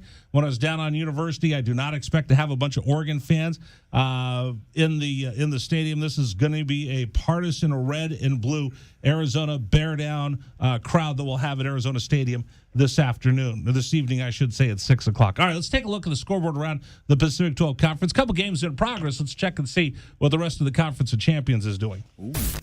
Here is today's Pac-12 scoreboard, brought to you by Mesquite Valley Growers. Mesquite Valley Growers. Real growers, real experience, real nursery. Here is Rich Herrera on Wildcats Radio 1290. All right. It's Parents Weekend, Family Weekend at the University of Arizona. All the families in town. I was at Illegal Peach yesterday doing the show. So many parents. I went into the A store, right there on University, because my sister said, hey, I need a new Arizona shirt to wear to school. She works at a high school, and they do college days. So every Friday you get to wear college stuff. She goes, I need more Arizona gear. So I went in there and got her. The line was out the door with all these parents that are running around, and the brothers and the sisters and the moms and dads. It's going to be a lot of fun at Arizona Stadium coming up today. All right, let's take a look at the rest of the scores around the Pac-12 Conference. They're at the half right now. The UCLA Bruins and the Utah Utes at the Rose Bowl. Well, he certainly learned since then. Here goes Charbonnet again. Zeke Charbonnet inside the 20. Zach Charbonnet is going to take it inside the 10 and down to the 8. Diabate saves the touchdown. That's Tim Brando on Fox, courtesy of Fox Television. How about that? Charbonnet, 10 carries, 125 yards on the afternoon. Cam Rising, 11 for 17, 151, and one interception's been picked off. At the half right now, the number 11 Utah Utes at the UCLA Bruins. This is one of the first times UCLA has been a dog at home. UCLA leading number 18 of the country, 14-10 over number 11 Utah, guys. Yeah, man, they got that run game going. I mean, you talking about 10 for 128 at half. I mean, that's a game already. So, they better watch out. These guys are running the ball so they can put themselves in a position to win it. Yeah, all right. And that's just exactly what they're trying to do, not get it in Utah's hands and just Just run it and shorten the game. Okay, this is not. I repeat, this is not a typo. I had to double check this myself. Wow. Kelvin, too. your eyes got real big when you saw yes, this. it did. The Arizona State Sun Devils have put up 21 points. 21 points in the second quarter, and they've taken the lead 24-10 over the number 21 Washington Huskies at Sun Devil Stadium right now. 24-10. Emory Jones 7 for 9 on the afternoon. Let's see. Oh, don't pass over that. That kid right there is from Tucson, Trenton. Yeah. No. I was just going to tell you that okay, right yeah, now. yeah. Let's see. What else can I tell you about on this one? Trenton Bourget with a touchdown, 6 for 8, 157 yards. Somebody just was calling me like, Rich, you're crazy. That's not the score. Let's see. What else can I tell you? Validate with the run as well. This is crazy that they put up 21 points. Where? The uniforms they're wearing are horrible. For who? For Arizona State. Why don't you say something we don't know? Their uniforms are always horrible, aren't they? You see that? I ain't seen it. I ain't seen it. Are they bad? Oh, they're bad. All right. So it's 24-10 Arizona State over Washington right now. 2:51 left in the half on that one. Talk about shock the world. And Kelvin, we were talking about it. What am I going to see out of Arizona State now that they've let Herm Edwards go? They bring in a new coach now. From what I understand, for the folks that cover Arizona State that I've talked to, the new coach has come in there. Sean Aguero, has just changed everything. They took out the old playbook. They threw that out. They're going up tempo, trying to change the culture, trying to change everything going over there, trying to change the energy within the Sun Devil program that had just kind of fallen on hard times. This will be a shocker. If you could shock the world right here, beating number 21 Washington at home, you're winning 24-10 right now. Yeah, and he's a former Arizona high school legend coach. He's a guy that won state championships. He understands how to get young guys going. He understands that these young guys like to have fun. So just looking up here and just watching Trenton playing well like they got a touchdown, it's just exciting. He's giving guys opportunities. Glenn? Yeah, that's unbelievable. I mean, they're doing a great job, and Trenton is taking advantage of his situation, man. Just getting in there. And Rich, you know what I always say? I love when teams win. Right. Because I want to knock you off. Yeah. Listen, wouldn't you rather have Arizona State playing well on the verge of getting into a bowl game, coming in here the day after Thanksgiving and just getting smacked? Exactly. I mean, because what did they get out of beating us 77-10? Yep. Nothing. A 1-10 team, whatever we were. You get nothing out of that. Okay, other games coming up today in the Pac-12. This is a big one, fellas. Washington State comes in 4-1 of the season, 1-1 of the Pac-10 or Pac-12, excuse me. They're taking on the number 6 USC Trojans. They're 5-0, 3-0 in the Pac-12. Are you guys buying all the hype with USC yet? No, I am. I'm not. Yeah, I like the little coach from Oklahoma. I do. I like the quarterback even better, Caleb. You know what did not sell me on Caleb is when they were down, and then he was just didn't have a very good attitude on the sideline against Oregon State. Right. And then all of a sudden they got an interception, and then all of a sudden, here we go. You got to be up all the time, man. I mean, that's something that you're a leader of that team. I don't know about you, Kelvin. I don't think you were ever down. No. Whenever. No. If you were losing, you were never down. Right. So that's it. That's your leader. You can't do that. But this is what I will say. Sometimes quarterback get the title leader, and they're not quite that yet. He's only been there, 4 games? We're still talking about how Delora and, Fisher are learning each other. This guy's still learning his teammates. He's still learning everything. Okay, wait a second. Let me ask you that. And this might be a clown question. Have you guys ever played or been around a quarterback that wasn't a leader? Yes. Yes. Yes. Because we just automatically assume, he's the quarterback. He's going to be the leader of the team. Yes, I have. Yes. All right. Yeah, most of my teams were not led by quarterbacks. Okay, is that a bad thing? I've never had a team led by a quarterback. Is that a bad thing? 12-1. We had 2 quarterbacks. That's why I wanted to ask. That's why I thought it might be a clown question. No, because in that it has to be organic. If that's not who he is, he's not a leader like that. Yeah, I want him to concentrate on his job. Right. But whatever you can do to do your job the best, let's do that. But because everybody's just not like that. You need the guys that are more the natural guys, not the guys that because we've had a few that were forced, that tried to be forced, and it just was a joke. And you're laughing at them, and you lose a little respect for the coaches for naming these guys the head coach. Like him, like. For real? Yeah, I totally agree with you on that. It's the leaders are going to be created by the players. So that's what's going to happen. Okay, a couple other games to tell you. We'll get going at 6 o'clock, Oregon and Arizona, and then later tonight, Oregon State desperately needs to win. They're 0-2 in the Pac-12. They'll take on 0-3 in the Pac-12 Stanford. By the way, UCLA with the big kickoff return to start the second half. They're already in scoring. They're already threatening as they get going in the second half against Utah. Right now, 14-10 Bruins on top of Utah, and just about going into the half. Washington's put up another touchdown. It's 24-17, Arizona State, Washington. So, fellas, that might be a shootout today. Yeah, it looks like the Pac-12 is going to be a shootout. Always is. Well, how about this? UCLA, 301 yards, Utah 279. Shootout. That's Pac-12 football for you right there, fellas. Cannibalism. There you go. Yeah, you know what? Somebody said, wouldn't that be a Pac-12 thing today to have UCLA knock off Utah? Yeah. Right? Just cannibalism. Yep, that's it. All right, that's a look at the Pac-12 scoreboard brought to you by Mesquite Valley Growers. That's today's Pac-12 scoreboard, brought to you by Mesquite Valley Growers. Mesquite Valley Growers. Real growers, real experience, real nursery. Let's take a look at the Right Way Rundown and see what's coming up on our pregame show, brought to you by Right Way Heating, Cooling, and Plumbing. Doing things the right way. All right, coming up next on the Players-Only meeting, I step out of the way. I'm going to let Kelvin and Glenn just kind of freestyle talk about Arizona football. And then later in the program, in the Captain's Corner, who's coming up, Mr. Ifan? We got Mr. Trung candidate, Mr. If you give him an inch of daylight. He stole that, by the way, from the great Walter Payton.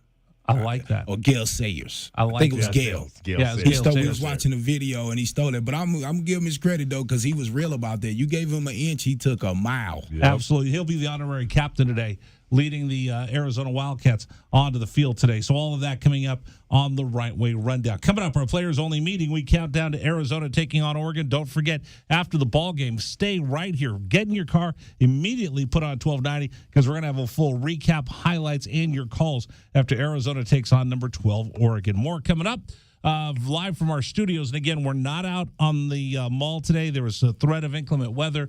They had thunderstorm warnings, so we decided to be rather safe than sorry. So we're back here in the studios at 1290, but we'll be on the air with you up until 4:30 until we kick it over to Brian Jeffries and the crew to get you ready for the 6 o'clock start. I'm Rich Herrera, Kelvin Ifan, Glenn Howell. This is the home of the Arizona Wildcats. This is Wildcats Radio 1290. Bear down, Wildcats fans. This is the Meridian Wealth Management. This is the Rich Herrera Radio Show. Now streaming on Facebook Live and YouTube at Wildcats 1290 and our website, wildcatsradio1290.com. Terry crosses middle, handed to Mathurin between the rings.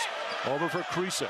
Checked by Campbell. High screen from Koloko. Creasa around it, drives right. Throw it for Koloko, who slams it down for two. Lamb set.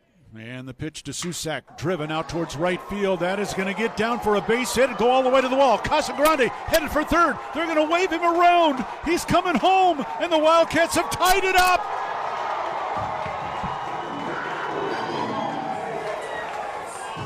Susak with an RBI double to right center. And we're still playing ball. Tied at 16 in the bottom of the 10th. Shot blocked by Koloko, who grabs it out of the air. Ahead to Dalen Terry, Arizona with the ball, minute 30 to go, and a 6-point lead. Juzang working right, drives to the bucket, put up, blocked by Koloko, grabbed by Larson. Arizona ball, 38 seconds left. For Bernard, goes right, blocked by Ballo, grabbed by Mathurin. Arizona ball, 22 seconds left. Campbell down for the Bruins, throw it out to Riley. He'll shoot the three, blocked again by Koloko. Ballo grabs it, it's over. Championship to Tucson. Hey, sports fans, it's Rich Herrera. Thank you so much for tuning into our stream. We'll be back in just a bit. Until then, how about some Arizona Wildcat highlights? Fourth down and less than a yard. Trojans will go for it in a tie game. Slovis out of the shotgun. Step to his left. Step the handoff into the backfield and drop. No gain, loss on the play. Cats take over. That's a huge play by Arizona. Explosive play in the backfield that time. Shot blocked by Koloko, who grabs it out of the air. Ahead to Dalen Terry, Arizona with the ball, minute 30 to go, and a 6-point lead. Juzang working right, drives to the bucket, put up, blocked by Koloko, grabbed by Larson. Arizona ball, 38 seconds left. for Bernard. Goes right, blocked by Ballo, grabbed by Matherin. Arizona ball, 22 seconds left. Campbell down for the Bruins. Throw it out to Riley. He'll shoot the three. Blocked again by Koloko. Ballo grabs it. It's over. Championship to Tucson. Dalen Terry quickly the other way. Out to Tabellis. Down the lane to throw it down with the left hand. Look out. The Locomotive slams it home. Hey, sports fans, it's Rich Schreier. Show will be back in just a little bit. Thanks for tuning into our stream. Until then, how about some great moments from the University of Arizona Wildcats? 4th down and 2, Arizona. Down 14-0. Wildcats on 4th down this year are 12 of 20. Offset backfield. Plummer to throw the ball, looking, throwing towards the back of the end zone, and it's caught. Touchdown, Arizona. Oh, did they need that? My goodness. Booby Curry had to leap in the air to take the ball over the top of the defender, and the Cats are on the field. ASU with the ball. Down by 11, so they have to go. Steal by Koloko. He's going to drive the other way and slam it home, and foul by Lawrence. Why Lawrence contested the big man, Christian Koloko, with defensive steal and flush. Lawrence picks up his 3rd foul. Big guys love to play point guard. Koloko looked like what, driving down that was from mid-court. 3-point lead again for TCU. Down to 30 seconds left. Matherin with the ball for the Wildcats. Matherin around a Koloko screen, picked up by Lampkin. Go outside for Koloko. Feed it to Terry, right corner. Terry can't go baseline. Circles back out top to Matherin. 10 to shoot. 16 left in the ballgame. Matherin, 3 balls straight away. Good! That's We're tied. Huge shot for Ben Matherin in Arizona. Timeout TCU. This ball game is knotted up. 12.6 seconds to go. Ben Matherin drains a deep 3 from straight away. He's got 24 points, and we're all even. Hey, sports fans, this is Rich Schreier. Thanks so much for tuning in. Life well lived. This is the home of the Arizona Wildcats. Wildcats Radio 1290. All right, they are at the half right now. Arizona State leading Washington 24-17. We'll see if that turns out to be upset alert right now. UCLA, by the way, has scored, making it 21-10 over Utah. They're playing about 10 minutes left in the 3rd period. All right, time now for our players-only meeting. I step out of the way. You've heard enough of me during the week. I want to hear from the players today, so let's go to it. Players-only meeting today here on 1290. Let's go inside the Wildcats Radio 1290 locker room for a players-only meeting. Here is our letterman, Glenn Howell, and the captain, Kelvin Efon. Well, Kelvin, we looked at what we wanted to talk about today, and we both agreed on that. Let's talk about where we're at. Mm-hmm. We're 3-2, and what we were thinking about before the season. Are we happy or where we're at right now? Yeah, as we were saying, I believe that 3-2 right now could be possibly 4-1. You got to take it. You got to take it, especially coming off a couple, 2-3 bad seasons. Where you wasn't able to produce any wins. 1 win, you're happy for just beating Cal. But yeah, I mean, it's been an exciting brand. They have the talent. They look the part. They're making the plays. And Delora, man, I mean, he just seems to be a guy that just believes in his abilities, and he just seemed to be coming into, rounding into shape with these receivers. Yeah, and if you asked me beginning of the year, I would say before spring ball, I was thinking that, this gauntlet would be probably right now, I thought we'd be like 0-4. At this point. Yeah, at this point. Right, at this point. At this point. 0-5. I think I had 2-3. Yeah, I had 0-5. I think that we would lose our first 3 games to San Diego State. And no, we'd be 1-4. That's what I thought. Okay, because you thought North Dakota State because they was coming out the championship. Yeah, and then when I thought we'd beat Colorado, and after spring ball, when I saw Jaden the way he was playing, I thought, man, this guy's dynamic, and the way he's been playing during the season, And the first game he got a little bit better. Took a little dive a little bit on the Mississippi State game, and then got better the next game. He's growing, and I agree with what Jed said. They're just getting to know each other. They're getting to know each other as teammates, Cowling and Mack and McLaughlin and all the guys that are in Singer. He's getting to know them, and we're starting to see those balls that are being thrown. That he's saying, you know what, I trust you. I'm trusting you, and throwing them. And then let me ask you about this. You play tight end. And what do you think it is about this tight end? I mean, he's came out of nowhere. I mean, he was injured. Yeah. He came from Canada. I mean, not a big football place. I mean, basketball now. Steve Nash. Was that? I won't say Matherin. He via Canada. But what is it about Tanner that you see as a former tight end that has him playing at this level? What I see in him is, first of all, when I first saw him at practice, because I went to a lot of practices in the fall camp. First, I liked his size. I liked the way he looked.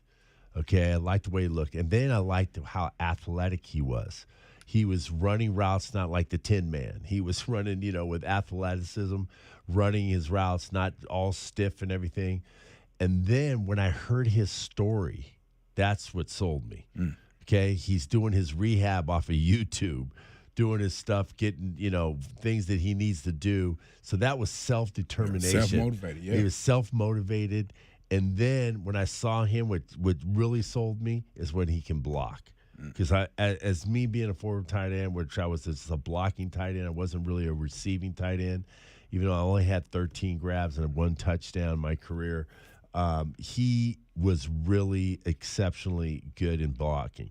And that's what you have to do. I think as a tight end, you got to earn your way to get those catches, and that's by blocking. And I think that's probably why he ended up the starter. From the beginning, he came in, was able to set that edge and just able to get downfield and make plays. Let's talk a little bit about the defense. Who on the defense that's catching your eye? Who's the guy that you think are making plays out there? Because I think Hunter Echols.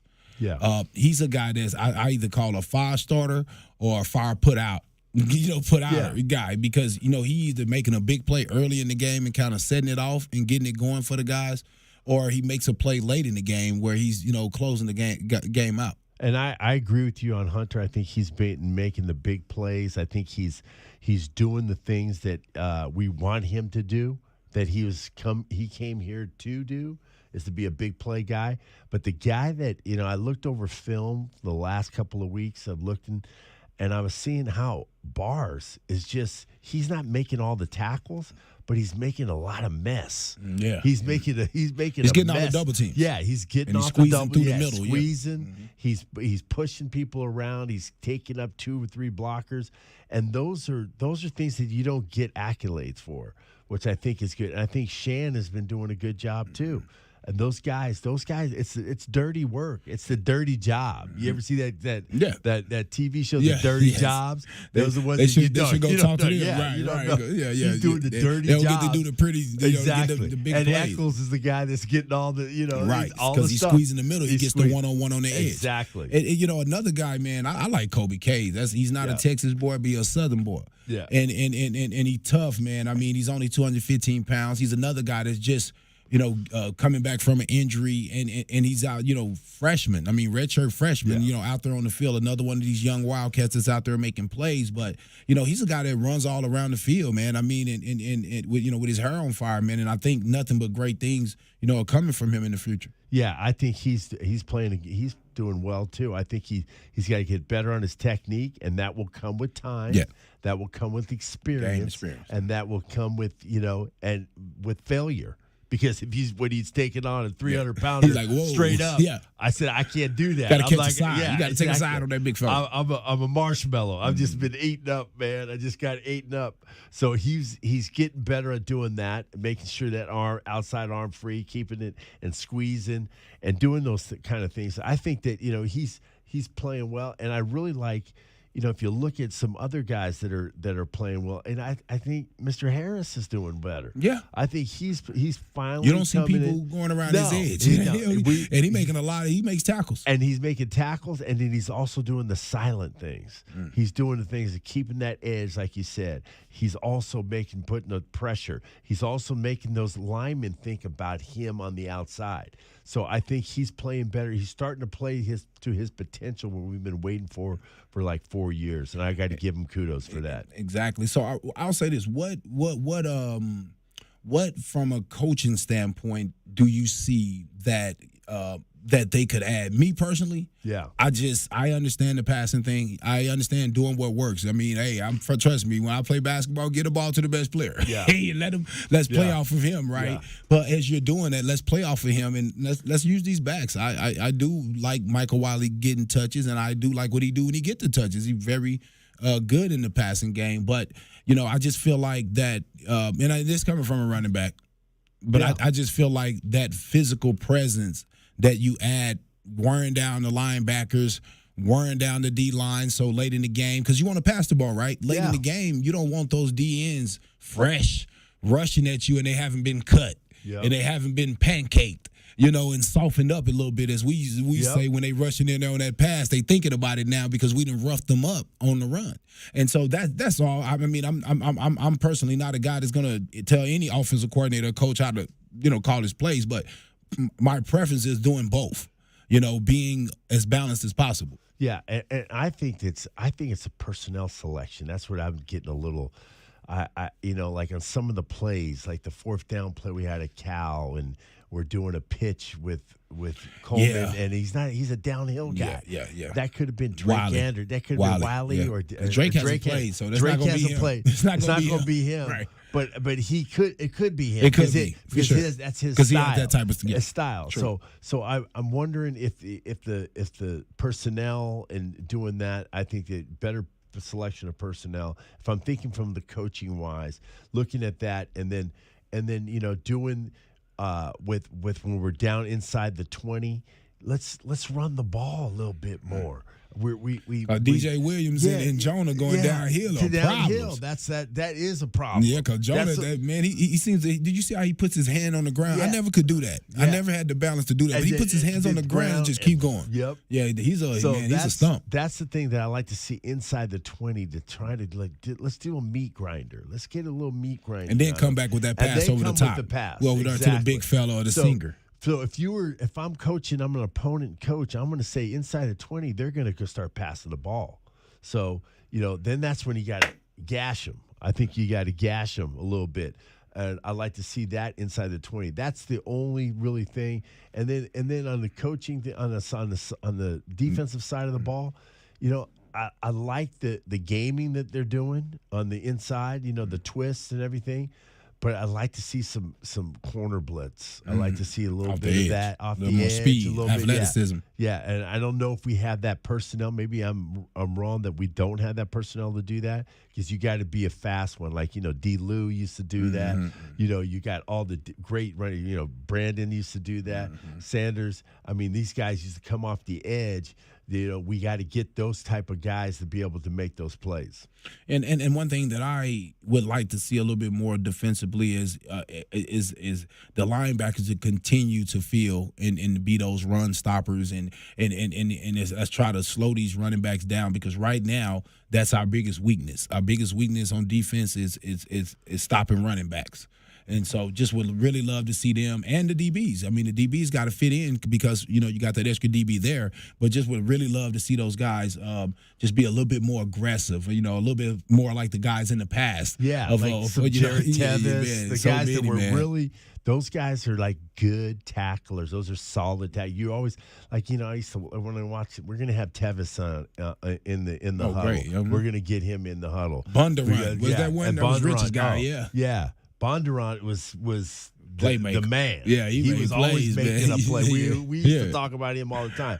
But Tevis was one of those guys he felt comfortable inside the box, and he was almost like a linebacker. So we got to get some of those guys, and Will Parker, Philly Willie. He's still playing right now. Yeah. He's still playing right now. So those guys, those guys got to take that tradition on and being solid tacklers. I like it. I'm sitting over here taking notes. I'm also looking to see what Oregon gives up on the ground and what Arizona. I'm ready to go. This is kind of fun. I like when you guys talk about this because, again, you look at all of this and the perspective that we had coming in. Kelvin's 100% right. 4 winnable games for the Arizona Wildcats. There are 4 games that they could have won. 3-2, 4-1. Glenn, if I would have told you, hey, we're going to be 3-2 going into the third game of the 6th game of the season, been happy. You'd have been happy, right? Yep. Kelvin, because you got a chance at a bowl. I mean, you still have the second half of your season. Yeah. Now it's about you come to Arizona to play these games right here. You want to play the Oregons, the USCs, the UCLA. Well, you come. You're gonna be. These guys are gonna be pumped up for all. Just like these fans are pumped up right now to get in the stadium and pack this thing because they want to see Oregon and the Nike symbols and what uniform they're gonna come out in. Right. That's the same way the kids feel. The cookies and cream. Man, cookies and cream. They're hungry. Yeah. By the way, I asked that of I think it was Johnny Nansen and Brennan Carroll both. They said this is why you come here. Yeah. This is why you want to be here. To Arizona. To Arizona. Yep. It's a 1-game season. The only thing that matters is this game today against Oregon. Man, and what better? I mean, that's Oregon. I remember when we played them. It's just beautiful. You're playing a top team. You're getting a chance to play top tier talent. You get a chance to test yourself. That's what you come for. All right, we only got about 30 seconds before we got to go to break, but I want to ask you this. Let's see. I just wrote this down over here. Arizona versus Oregon. They've only played 3 times since 2011. But Oregon hasn't historically had the best time down here in Tucson. Does that mean anything? Because none of the coaches last time they were here are around. No. None of the players are around. But just the program has had a hard time playing down here in Tucson. I'll say this, though.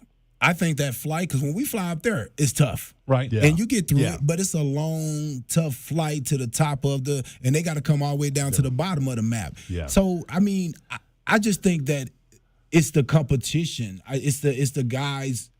It's a big game to the team at home for sure. Yeah, I think it's a big game for our guys because it's the Oregon brand. Mm-hmm. It's the brand, and I think that's where they're thinking. Like, yeah, and then it's like, hey, we got a full house. This is going to be fun. It is going to be crazy tonight, and I've said this all week long. Down in the swamp, they have 88,000 today. Yeah. Right? And they're going to be singing I Won't Back Down from Tom Petty. They'll be going crazy out there. Those schools, the fans show up, and they're just off the hook. Yeah. They bring the energy, and the team runs out, and the team feeds off the energy. Out on the West Coast, this isn't just an Arizona thing. This has been when I've been at the Rose Bowl, the Coliseum. I've been to Memorial Stadium. I've been to Stanford Stadium. I've been to Autzen. Autzen's the closest you get to the energy of an SEC. But out here on the West Coast, we show up. Yeah, golf clap. We can't have that tonight. We golf clap, and then once a team does well, then the crowd feeds off the team. We do that in basketball all the time. We need to do the opposite. Feed off the fans.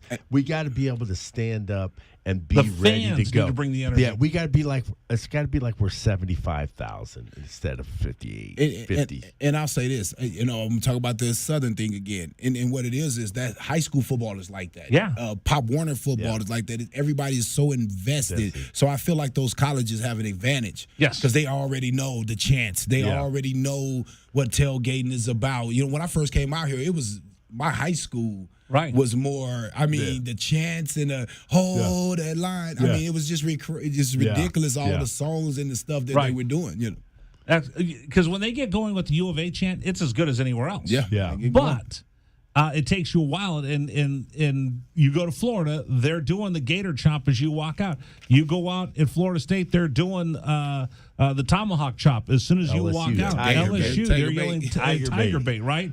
I heard that. I remember that. That fired me up when we went so there. Today, if you're one of the 50,000 plus that are going to the game, you need to bring it and do your part before the team comes on the field. Go out, go home horse. You don't need to talk. You know what? You don't need to talk tomorrow. You don't need to right? talk for a Kelvin, couple days. what do you have to do tomorrow? You don't have to talk tomorrow, right? Well, I got to do a little talking tomorrow, you but do a you little know, talk. that's just how it goes. Just, you know what? Nobody needs to talk tomorrow. Everybody needs to be horse in town. All right, coming up next on the pregame show, we're going to take a look at the defense scouting report and talk about Bo Nix. That's next. I'm Rich Schreier, Kelvin Efon, Glenn Howell, J.W. Madden behind the glass. We're getting you ready for football. Arizona takes on Oregon coming up at 6 o'clock. Don't forget after the ball game, make sure you stick around with us for a full and complete wrap right here on Wildcats Radio 1290. Bear down, Wild. This is the Rich Herrera Radio Show. Now streaming on Facebook Live and YouTube at Wildcats 1290 and our website, wildcatsradio1290.com.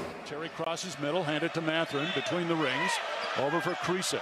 Checked by Campbell. High screen from Koloko. Creasa around it, drives right. Throw it for Koloko, who slams it down for two. Lamb set. And the pitch to Susak, driven out towards right field. That is going to get down for a base hit and go all the way to the wall. Casagrande headed for third. They're going to wave him around. He's coming home, and the Wildcats have tied it up.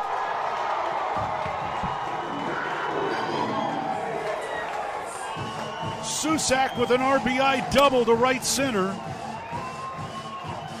And we're still playing ball. Tied at 16 in the bottom of the 10th. Shot blocked by Koloko, who grabs it out of the air. Ahead to Dalen Terry, Arizona with the ball, minute 30 to go, and a 6-point lead. Juzang working right, drives to the bucket, put up, blocked by Koloko, grabbed by Larson. Arizona ball, 38 seconds left. For Bernard, goes right, blocked by Ballo, grabbed by Mathurin. Arizona ball, 22 seconds left. Campbell down for the Bruins, throw it out to Riley. He'll shoot the three, blocked again by Koloko. Ballo grabs it, it's over. Championship to Tucson. Hey, sports fans, it's Rich Herrera. Thank you so much for tuning into our stream. We'll be back in just a bit. Until then, how about some Arizona Wildcat highlights? Fourth down and less than a yard. Trojans will go for it in a tie game. Slovis out of the shotgun. Step to his left. Step to handoff. Into the backfield and drop. No gain, loss on the play. Cats take over. That's a huge play by Arizona. Explosive play in the backfield that time. Shot blocked by Koloko, who grabs it out of the air. Ahead to Dalen Terry, Arizona with the ball, minute 30 to go, and a 6-point lead. Juzang working right, drives to the bucket, put up, blocked by Koloko, grabbed by Larson. Arizona ball, 38 seconds left. For Bernard, goes right, blocked by Ballo, grabbed by Mathurin. Arizona ball, 22 seconds left. Campbell down for the Bruins, throw it out to Riley. He'll shoot the three, blocked again by Koloko. Ballo grabs it, it's over. Championship to Tucson. Dalen Terry quickly the other way, out to Tabellas, down the lane to throw it down with the left hand. Look out. The locomotive slams it home. Hey, sports fans, it's Rich Herrera. Show will be back in just a little bit. Thanks for tuning into our stream. Until then, how about some great moments from the University of Arizona Wildcats? Fourth down and 2, Arizona. Down 14-0. Wildcats on fourth down this year are 12 of 20. Offset backfield. Plummer to throw the ball, looking, throwing towards the back of the end zone, and it's caught. Touchdown, Arizona. Oh, did they need that? My goodness. Booby Curry had to leap in the air to take the ball over the top of the defender, and the Cats are on the field. ASU with the ball.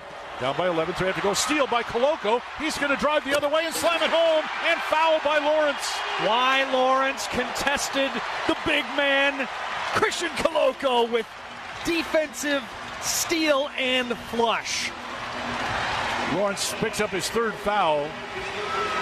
Big guys love to play point guard. Koloko looked like one driving down. That was from mid-court. 3-point lead again for TCU. Down to 30 seconds left. Mathurin with the ball for the Wildcats. Mathurin around a Koloko screen, picked up by Lampkin. Go outside for Koloko. Feed it to Terry, right corner. Terry Can't go baseline. Circles back out top to Matherin. 10 to shoot. 16 left in the ballgame. Matherin, 3 balls straight away. Good! That's We're a tied. huge shot for Ben Matherin in Arizona. Timeout TCU. This ball game is knotted up. 12.6 seconds to go. Ben Matherin drains a deep 3 from straight away. He's got 24 points, and we're all even. Hey, sports fans, this is Rich Herrera. Thanks so much for tuning into our stream. Back in just a bit. Until then, how about some highlights from the University of Arizona? The home of the Arizona Wildcats. Wildcats Radio 1290. All right, we're counting down to the kickoff. 6 o'clock, Arizona takes on Oregon. The Oregon Ducks come in with a mark of 4-1. They're 12th ranked in the country, 2-0 in the Pac-12. Arizona unranked, 3-2. 1-1 in the Pac-12 coming off a big win against Colorado. Jaden DeLora tied a school record with 6 touchdown passes. Last time that was done 40 years ago by Tom Tunnicliffe. Let's get to the defensive scouting report. What is Arizona going to do today versus the Oregon Ducks? Let's look at Arizona's defensive scouting report for today's football game. And it's intercepted, picked off. Wildcats back with the ball the other way. They take over at the Colorado 42. The defensive scouting report is brought to you by Ram Plumbing. When your plumbing is in trouble, call Ram on the double. All right, guys. When I say Oregon Duck offense, what instantly pops into your mind, Kelvin? Bo Nix. Bo Nix. Glenn? I think of it just going fast through the air, on the ground.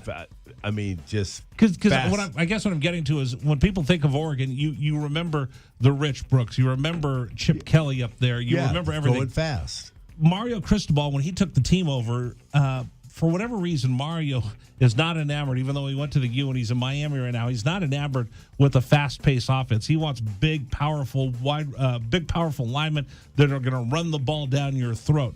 And that's what Oregon has. They have big, powerful offensive linemen. They're the remnants of what Mario Cristobal wanted to do at Oregon before he bailed to go to Miami. They have a big, big offensive line. They love to run the ball. They're running the ball right now, picking up 230 yards per game. Arizona, on the other hand, is giving up 210. So, as we talked about it earlier, for Oregon, their Achilles heel is their defensive backfield. The Achilles heel for the Arizona Wildcats this year has been the ability to stop the run. What do you have to do to stop Oregon? You got to stop Bo Nix. Not so much through the air, but when he takes off running the football. Here's Jed Fish, cut 11. The key is to tackle. So if he's out of the pocket, we got to tackle him. If he's in the pocket, we got to pressure him. And if they're handing the ball off or if they're having some quarterback runs, we can't let those turn into explosives. It has to be a game of tackling this week, and it starts with tackling the quarterback. Yeah, and that's just breaking down, making sure that you're under control. When you're getting an elusive guy like that, you know, all the tangibles of technique, keep him on your inside shoulder. If you're coming out from the outside, let him get around you on the outside. You know, those kinds of things. You got to be technically sound against a great player like that. That's how you bottle them up. Otherwise, you know, because I've seen, you know, in my high school career, we went against a couple running backs that were really good. And, you know, and it's that you had to be just technically sound, and we shut these guys down. And if you're not, that's when they take advantage of you.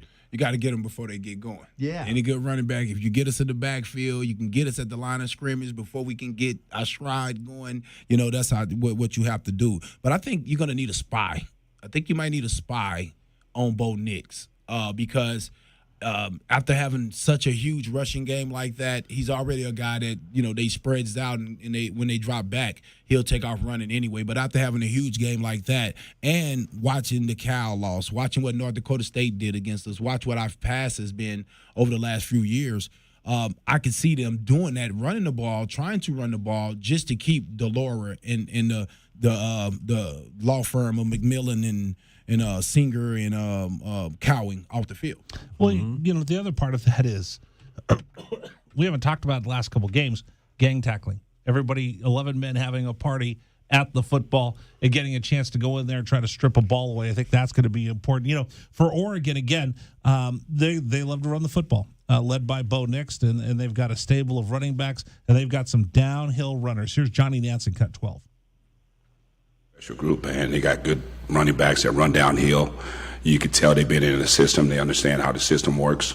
You know, and they just continue to run the same plays, and they're good at it. So we got our work cut off, and we got to do a great job this week preparing our guys and understand where the fit's going to come from. Kelvin. And as a running back, when I see freshman running backs or running backs having a field day and having their career days against a team, I'm biting at the chumps. I mean, and I know that's what their running backs are doing after seeing the 73 yards and 70-yard runs out of that Cal running back. And Jaden Ott. Ott, that was his name, Ott. I mean, I don't know how I forgot it, but I want to forget it. Yeah. Ott. Yeah, I forgot it, yeah. But anyway. Ought to forget it. Yeah. Got to forget it. You know? But anyway, they're going to come in and think that they can do the same thing, because that's what when you're watching film and you see runs like that and you see holes like that, all you're thinking is offensive lineman, just give me this gap because I can get a home run on these guys. Well, if that's the case, that means you're also going to have plenty of run support for the defensive backs. Let's go back to Johnny Nansen from his press conference on Tuesday. Here's Johnny Nansen talking about how the defensive backs are really going to have to help fill some of those gaps. And with all our guys, I think the way they prepare, they knew exactly what was coming. That's why they trigger so much now. And we've been harping on the corners and the safety to show up more in the run game. And that's been the message moving forward, even today. You know, we got to have their support this week because they really have a good running game. You know, one of the things that I looked up while you guys were talking, I picked up this note for Johnny Nansen when he was a defensive line coach at UCLA. Again, this is the first time he's been a defensive coordinator.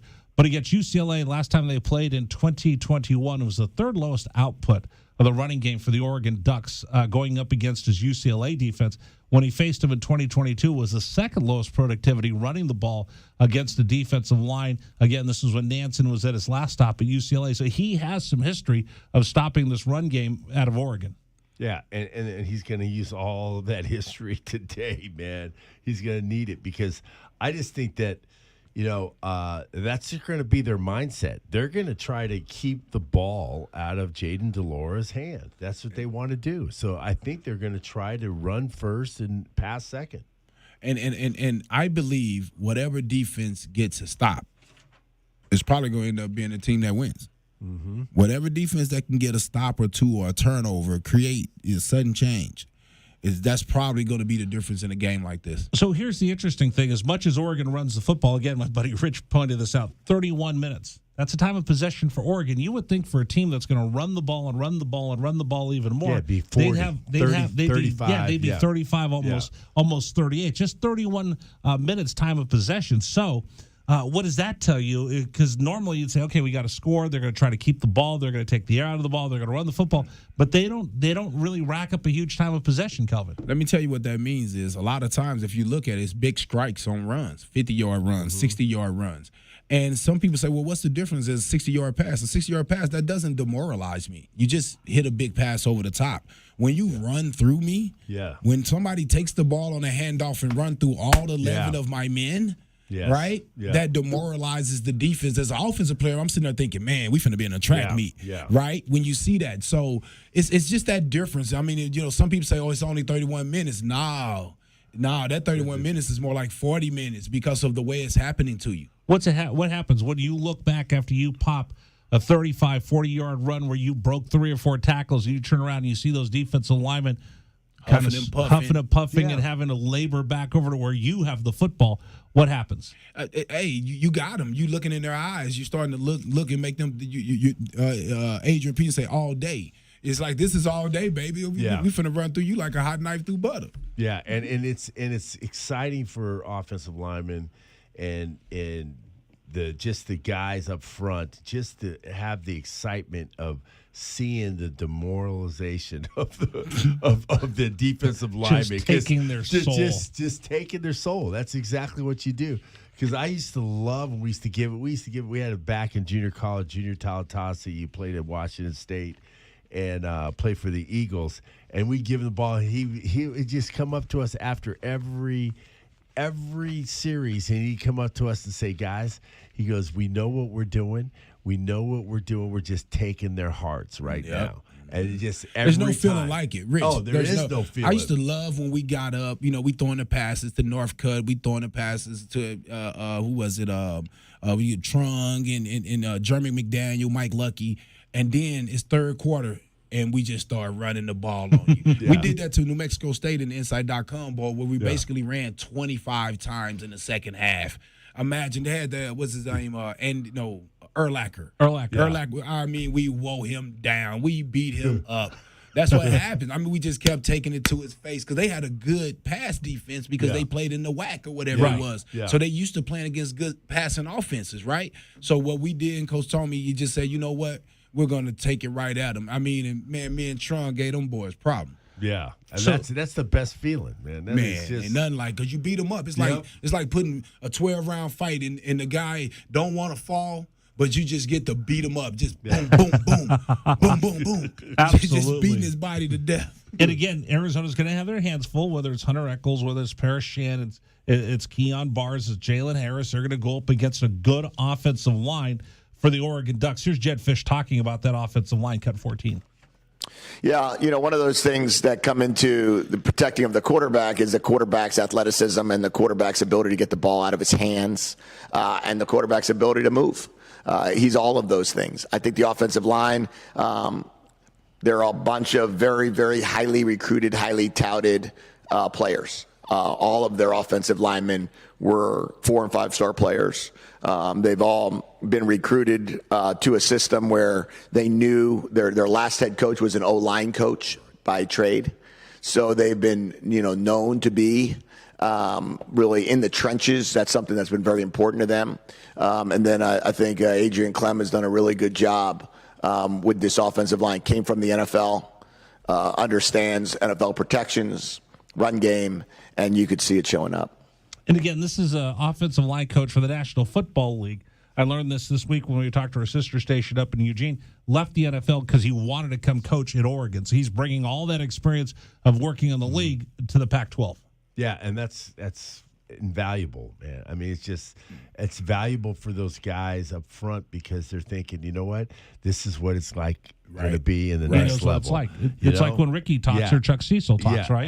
And it's a great recruiting tool. It's a great thing to say that we're going to develop you into a National Football League player. So that's what the thing is. That's what I say about what our team has to do. We have to develop those guys for the next level. And we go away from the game when we're talking about Oregon, but the development of our players is so important for this program. All right, last thing that we want to talk about when we get into the defensive side of the ball for the Arizona Wildcats. Arizona's been good getting tackles for losses. Hunter Echols has been great at putting pressure on quarterbacks. You know what Oregon's been good at? Keeping Bo Nix standing straight up and having a clean jersey. One sack. Here's Danny Lanning talking about Hunter Echols, who's been just a one-man wrecking crew getting into the backfield, causing mayhem for quarterbacks so far this season. Their front, that's built a little bit off their front. I know their defensive coordinator has a front background as well. But I think they'll play a variety of fronts. They'll be 3 down, they'll be 4 down. They change their blitz packages a good amount. And obviously they try to play to his skill sets, use his talents. He's a good player. He's disruptive, and it shows up. JW was just pointing out the one sack was for 1 yard. Now, part of it is they're going to run the football a lot. Exactly. Part of it is Bo Nix. Once you put some pressure on him, he knows how to take off running. Yeah, he's a 1-2 read guy. Once he doesn't see the guy that he likes, he's just going to put his shoulder down and go try to get a positive play, which is smart because that's winning football. But the thing that we have to do is get him off his point. Get him off the point and make him pass on the run. Okay. Because sometimes what he does, and he saw him at Auburn, he did that a lot and threw a lot of picks.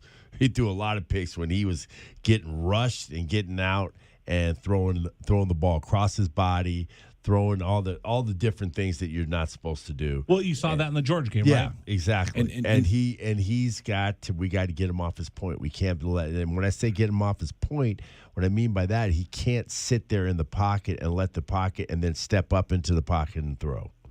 Yeah, no, I like that. And the other thing I was going to say is I I also feel like guys need to stay in their lanes. Yes. I think if you get out of your lane versus this guy, he can hit his head on the goalpost. You're absolutely right on that, because that's going to be a controlled rush, but an aggressive rush. Yeah. But you got to understand push, where you're more at. of a Yes, push. yes. Right. We'll see what happens. Again, 1 sack for 1 loss, 1 yard loss. But Hunter Echols, again, if you can get in there and stay under control, and it goes back to tackling.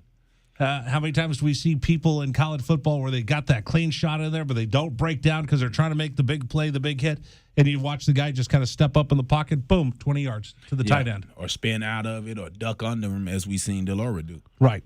Absolutely. All right. That's a look at the defensive scouting report brought to you by our friends at Ram Plumbing. We got much more coming up. We are counting down to Arizona, Oregon, coming up at 6 o'clock right here on the home of Arizona football. This is Wildcats Radio 1290. That's the Wildcats Defensive Scouting Report. This is the Rich Herrera Radio Show. Now streaming on Facebook Live and YouTube at Wildcats 1290 and our website, wildcatsradio1290.com. Terry crosses middle, hand it to Matherin between the rings. Over for Creasa. Checked by Campbell. High screen from Koloko. Creasa around it, drives right. Throw it for Koloko, who slams it down for 2. Lamb set. And the pitch to Susak, driven out towards right field. That is going to get down for a base hit and go all the way to the wall. Casagrande headed for third. They're going to wave him around. He's coming home, and the Wildcats have tied it up.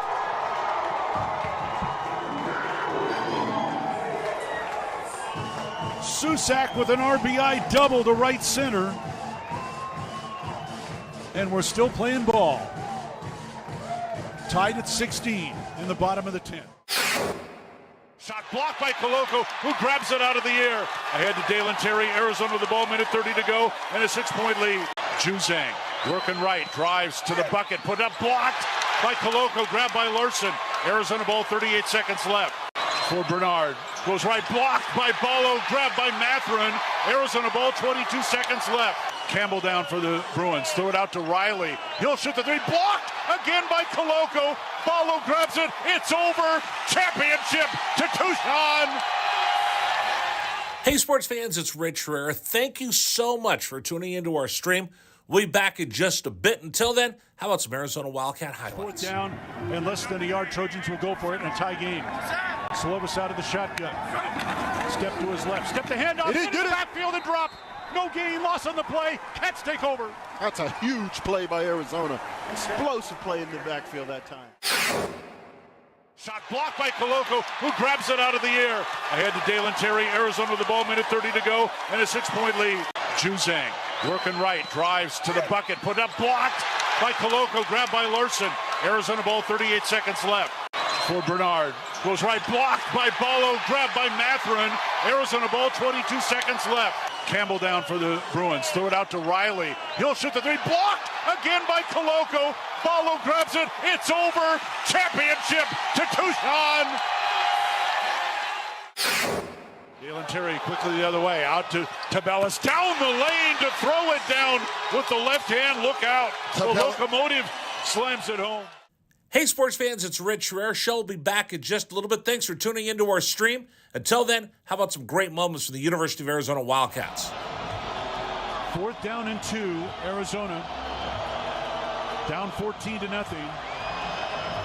Wildcats on 4th down this year are 12 of 20. Offset backfield. Plummer to throw the ball, looking, throwing towards the back of the end zone, and it's hot! Touchdown, Arizona! Oh, did they need that? My goodness, Booby Curry had to leap in the air to take the ball over the top of the defender, and the Cats are on the board.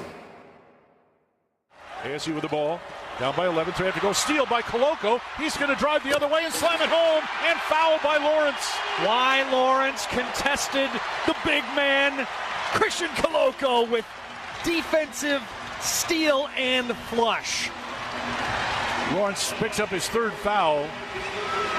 Big guys love to play point guard. Koloko looked like one driving down. That was from mid-court. 3-point lead again for TCU. Down to 30 seconds left. Matherin with the ball for the Wildcats. Matherin around a Koloko screen, picked up by Lampkin. Go outside for Koloko. Feed it to Terry, right corner. Terry Can't go baseline. Circles back out top to Mathurin. 10 to shoot. 16 left in the ballgame. Mathurin, 3 balls straight away. Good! That's a huge shot for Ben Mathurin in Arizona. Timeout TCU. This ball game is knotted up. 12.6 seconds to go. Ben Mathurin drains a deep 3 from straight away. He's got 24 points, and we're all even. Hey, sports fans, this is Rich Herrera. Thanks so much for tuning into our stream. Back in just a bit. Until then, how about some highlights from the University of Arizona? McLeod's going to line up under center. Wiley, the running back. Receiver either side. 2 tight ends. Oregon, 5-man front. They shift. Play fake, rolling right. McLeod looking to throw. Going deep. Down, trying to find Berrios. Makes the catch inside the 25-yard line. Still loose inside the 15. First down, Arizona. Life well lived. Pre-game show rolls on here on Wildcats Radio 1290. We count down to the 6 o'clock start. Arizona taking on the Oregon Ducks. I'm Rich Herrera, along with Kelvin Efon, the captain, and Glenn Howell. Thanks so much for joining us as we're watching this upset in the making right now here on the monitors. And by the way, for those of you that were wandering by going, hey, where are you out on the mall? There was thunderstorms in the forecast and lightning, so we decided better safe than sorry, so we came back to the studios of Wildcats Radio 1290. We'll be back with you after the ball game from our studios as well. And we do want to welcome everybody watching us on YouTube today on the program. So, guys, we're watching this game up here on the monitor. It's not a typo. Number 21, Washington, is in a fight for their lives taking on Arizona State. The Sun Devils are leading right now in the third quarter. 6 minutes left in the third quarter, 31-24 over the Washington Huskies. And these are the most god-awful, ugly uniforms any football team has ever worn if you're Arizona State. Yeah, and led by a Tucson kid, Trenton Bourget, doing a great job getting his opportunity and balling out. Marana High School, right? Yep. Marana High School. Yep. Doing a great job. Those are horrible looking uniforms. They're sand color. I remember they was little kids. We was over and they was just getting started in flag football. And they do that turf was Tucson Turf. Tucson Turf. They have a real successful traveling club football team in the 7-on-7s. Been doing it for years. And them and their dad Toby. Wait a second. Before we get to that, though, can I just comment on how ugly these uniforms are? You mentioned this earlier in the program. They are. What is that sand color? It's sand color. It looks like, with big yellow numbers, with just a little bit of the rust color as a highlight, and then they're wearing rust-colored helmets. They're maroon-colored helmets, but it doesn't have a fork on it. It looks like a 1970s Sun Devil script on it. Yeah, it doesn't look. It's not a good look. It worked. Oh, it distracted another these guys. touchdown. Yeah, it distracted them. Got them. There you go. All right, anyway, we'll keep you apprised of that game going on right now in the Pac-12. One other game going on in the Conference of Champions right now as well. It is 28-25. UCLA and Utah lock it up with the Bruins leading by 3 in the fourth quarter. So maybe a couple upset alerts. We'll see. Arizona State, by the way, just punches it in again for another touchdown. So how about that? Arizona State now leads 37-24. I believe the point after is pending. Wow, they're just. Listen, hey, it's radio. You're supposed to talk now. We're kind of speechless watching this over here. Easy money. Easy money over here. Well, listen, this is Kelvin's dream over here. His wish for Arizona State to win every game, so they walk in to Arizona Stadium for the SmackDown, right? Yeah, because they always walk in just a little cocky. Yeah. I want that same type of attitude, that same energy, as they say. When you did the 77 points, I want that. I want that every time until I beat you. That's where I'm from. I'm gonna keep fighting until I get you. We want to start the streak. Yes, another streak. I like that. By the way, what was your record against Arizona State? 3-0. 3-0. Just want to make sure we tell everybody that my friend Glenn Howell does not know what it's like. I don't know what it feels like. It just doesn't have a feeling in it. Did you see? Oh, UCLA just scored again, 70-yard touchdown. Wow. All right, we're gonna have to go back and forth between these two games here in the studio. All right, let's get to our pest of the game. Who does Arizona need to keep an eye on today? Who is the pest the Wildcats need to be free from to win today's game? The Pest of the Game is brought to you by University Termite and Pest Control. BePestFree.com. All right, guys, I'm going to let you pick the pest of the game. Couple people that I have kind of circled, but who do you think Arizona needs to keep an eye on today? My number one target offensively is quarterback Bo Nix. I think he's a guy that can break the game wide open. He's been against top-tier competition coming from over in the SEC. You're going to have to watch out for that guy. And my DB is, on defense, it's Christian Gonzalez. Got to watch out for Christian. Let's go back to Bo Nix for just a second. Here's Danny Lanning, Oregon's quarterback, talking about Bo Nix again, the transfer from Oregon, and how he's – yes, cut 17, on how Bo Nix has fit into this system. And the interesting part is Ken Dillingham, who's his offensive coordinator, was also his offensive coordinator during his best times at Auburn. Yeah, I mean, knowing Bo and going against Bo for a long time myself, and then Coach Dillingham's familiarity with Bo, we knew how athletic Bo is.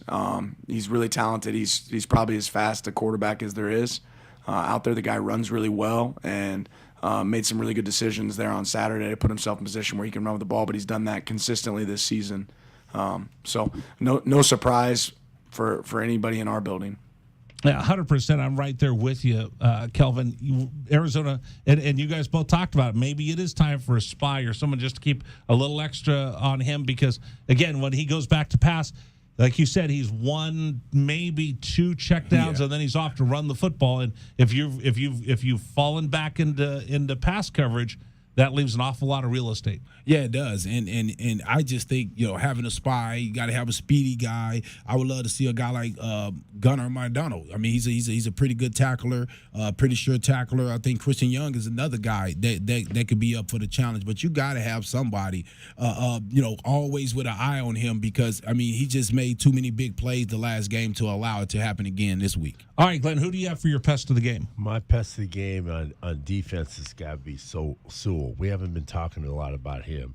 That guy's got every single accolades that's possible in preseason, and he's been playing really well. We got to make sure that he's not going to make any big plays, any big sacks or dismember somebody. Yeah. Causing fumbles. Yeah, he's causing fumbles. He's doing all kinds of things. And then Bo Nix that's the guy on the offensive side of the ball. I think he's going to be a pest. I think he really is. We got to get him off his point. We got to make sure that he's moving. Go down the rabbit hole with me for just a second when you talk about get him off his point. Off his point is that he's sitting in the pocket. He's looking, having the pocket form around him so he can step up into the pocket. We got to make him move. So he has to shuffle his feet left and right. Get him off so he's not throwing in a perfect position to throw the football. So we want to make sure he's uncomfortable and making sure that he'll roll out of the pocket, and then we can have our guys chase him down. That's the thing how we do that is to stay in our lanes. We don't give him running lanes. We don't give him passing lanes, having our hands up. Push the lineman into his face. Push the lineman into his face. That's the best thing. And we crush the pocket. He can't stand up, sit. He can't go up into the pocket, and then we crush him from the outside. Let's go back to Noah Sewell because we haven't talked about him. He's gotten off to a little bit of a slow start, but Danny Lanning said that he has been getting better. Here's cut 16, head coach Danny Lanning of the Oregon Ducks talking about his defensive star, Noah Sewell. Yeah, I mean, he's making the plays that come his way, and you can't force yourself to make plays and operate outside of the system. Noah's doing a good job of taking the plays that come his direction, and I think he would tell you there's some things that he's improved on. I think he'd also tell you there's a lot of stuff he can continue to work at. He's a good player when the ball comes his way and he's in a situation where he can make a play, he's going to. So, again, he's been one that people have kind of circled. Okay, make sure we stay away from him. So he hasn't put up really gaudy numbers yet, but he's probably one of the best defenders on that team, Kelvin. Yeah, no, he's definitely a talent. That's not good what the coach said about him. If you run away, he's not really making plays. I mean, because a linebacker's supposed to chase those plays down if they're special. But, again, that's a key for Arizona. Run away from him because evidently he's not been as effective when you do that. Right, absolutely. All right, that's a look at the best of the game brought to you by University Pest Control. That's our Pest of the Game, brought to you by University Termite and Pest Control. BePestFree.com. All right, let me just mention this. We got two. Let's take a look at the Right Way Rundown and see what's coming up on our pregame show, brought to you by Right Way Heating, Cooling, and Plumbing. Doing things the right way. All right, coming up on the program, we're going to go to the captain's corner in just a second. And Kelvin, who are we welcoming you in? Trunk candidate, Mr. Long Run Touchdown. I mean, just great football player. The top draft pick, offensive skill position player in Arizona history. I like the picture that you put up of the two of you guys. Oh, yeah, that's my brother, man. Yeah. I mean, we were roommates on road trips. I mean, we came up together, got our starting positions together. I mean, back in, 96, 97. But yeah, man, that's my brother. We was on defense together, playing DB, Wow. trying different positions. It just ended up working out. By the way, I'll give you a couple scoreboard updates as we're watching these games. Arizona State now leading Washington. Washington's ranked number 21 in the country. 4:45 left in the third. It's now Arizona State 38, Washington 24. Meanwhile, DTR has passed for another touchdown. He is now the all-time touchdown leader with 76 touchdowns for the UCLA Bruins. 76 touchdowns for DTR. 35-25 UCLA. Number 18 leads number 11 Utah. That ball game now 10 minutes plus in the fourth quarter in that one. So we'll keep you apprised of both of those games as they go on. And it looks like the Bruins going to break off another big run. That's a fumble. Was that a fumble recovery? Yep. Wow. Oh, boy. Wow, it is on now. The UCLA Bruins are starting to feel themselves The against the Utah starting to Utes. sing. She's putting the ribs down. Yeah, I think so. Wow, UCLA. Getting her wipes like out. we said in the beginning of the pregame show, this is one of the first times that they've been an underdog at the Rose Bowl. Ooh, that's for a long time. That's a straight up fumble. Yeah, that's a fumble. Straight up fumble that's great picked shot. up. Put the hat on the ball. The hat on the ball. So the Utah runner was going straight on the line, one-on-one tackle. The defender got underneath him, put his helmet right on the football, popped right out. Out of bounds on the out of bounds on the one. Yeah, so UCLA on the ball, first and goal, trying to punch it in and extend their 10-point lead over Utah. All right, coming up on the program, enough of me. I want to hear from Trunk Candidate. He joins us next. Don't forget, after the ball game, we'll be along with a full post-game show, with your telephone calls and highlights, all right here on your home for Arizona football. This is Wildcats Radio 1290. Bear down, Wildcats fan. This is the Rich Herrera Radio Show. Now streaming on Facebook Live and YouTube at Wildcats 1290 and our website, wildcatsradio1290.com. Terry crosses middle, handed to Matherin between the rings. Over for Creasa. Checked by Campbell. High screen from Koloko. Creasa around it, drives right. Throw it for Koloko, who slams it down for two. Lamb set. And the pitch to Susak, driven out towards right field. That is going to get down for a base hit and go all the way to the wall. Casagrande headed for third. They're going to wave him around. He's coming home, and the Wildcats have tied it up.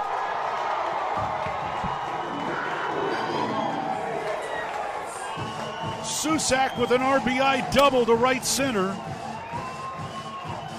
And we're still playing ball. Tied at 16 in the bottom of the 10th. Shot blocked by Koloko, who grabs it out of the air. Ahead to Dalen Terry, Arizona with the ball, minute 30 to go, and a 6-point lead. Juzang working right, drives to the bucket, put up, blocked by Koloko, grabbed by Larson. Arizona ball, 38 seconds left. For Bernard, goes right, blocked by Ballo, grabbed by Matherin. Arizona ball, 22 seconds left. Campbell down for the Bruins, throw it out to Riley. He'll shoot the three, blocked again by Koloko. Ballo grabs it, it's over. Championship to Tucson. Hey, sports fans, it's Rich Herrera. Thank you so much for tuning into our stream. We'll be back in just a bit. Until then, how about some Arizona Wildcat highlights? Fourth down and less than a yard. Trojans will go for it in a tie game. Slovis out of the shotgun. Step to his left. Step the handoff. Into the backfield and drop. No gain, loss on the play. Cats take over. That's a huge play by Arizona.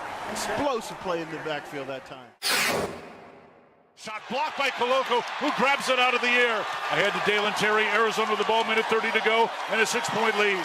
Juzang working right, drives to the bucket, put up, blocked by Koloko, grabbed by Larson. Arizona ball, 38 seconds left. For Bernard, goes right, blocked by Ballo, grabbed by Matherin. Arizona ball, 22 seconds left. Campbell down for the Bruins. Throw it out to Riley. He'll shoot the three. Blocked again by Koloko. Follow grabs it. It's over. Championship to Tucson. Dalen Terry quickly the other way. Out to Tabellis. Down the lane to throw it down with the left hand. Look out. The Locomotive slams it home. Hey, sports fans, it's Rich Rare. Show will be back in just a little bit. Thanks for tuning into our stream. Until then, how about some great moments for the University of Arizona Wildcats? 4th down and 2, Arizona. Down 14-0. Wildcats on 4th down this year are 12 of 20. Offset backfield. Plummer to throw the ball, looking, throwing towards the back of the end zone, and it's caught! Touchdown, Arizona! Oh, did they need that? My goodness, Booby Curry had to leap in the air to take the ball over the top of the defender, and the Cats are on the field. ASU with the ball, down by 11, so they have to go. Steal by Koloko. He's going to drive the other way and slam it home, and foul by Lawrence. Why Lawrence contested the big man, Christian Koloko, with defensive steal and flush. Lawrence picks up his 3rd foul. Big guys love to play point guard. Koloko looked like one driving down. That was from midcourt. 3-point lead again for TCU. Down to 30 seconds left. Matherin with the ball for the Wildcats. Matherin around a Koloko screen. Picked up by Lampkin. Go outside for Koloko. Feed it to Terry, right corner. Terry can't go baseline. Circles back out top to Matherin. 10 to shoot. 16 left in the ballgame. Matherin, 3 balls straight away. Good! That's We're tied. a huge shot for Ben Matherin in Arizona. Timeout TCU. This ball game is knotted up. 12.6 seconds to go. Ben Matherin drains a deep 3 from straight away.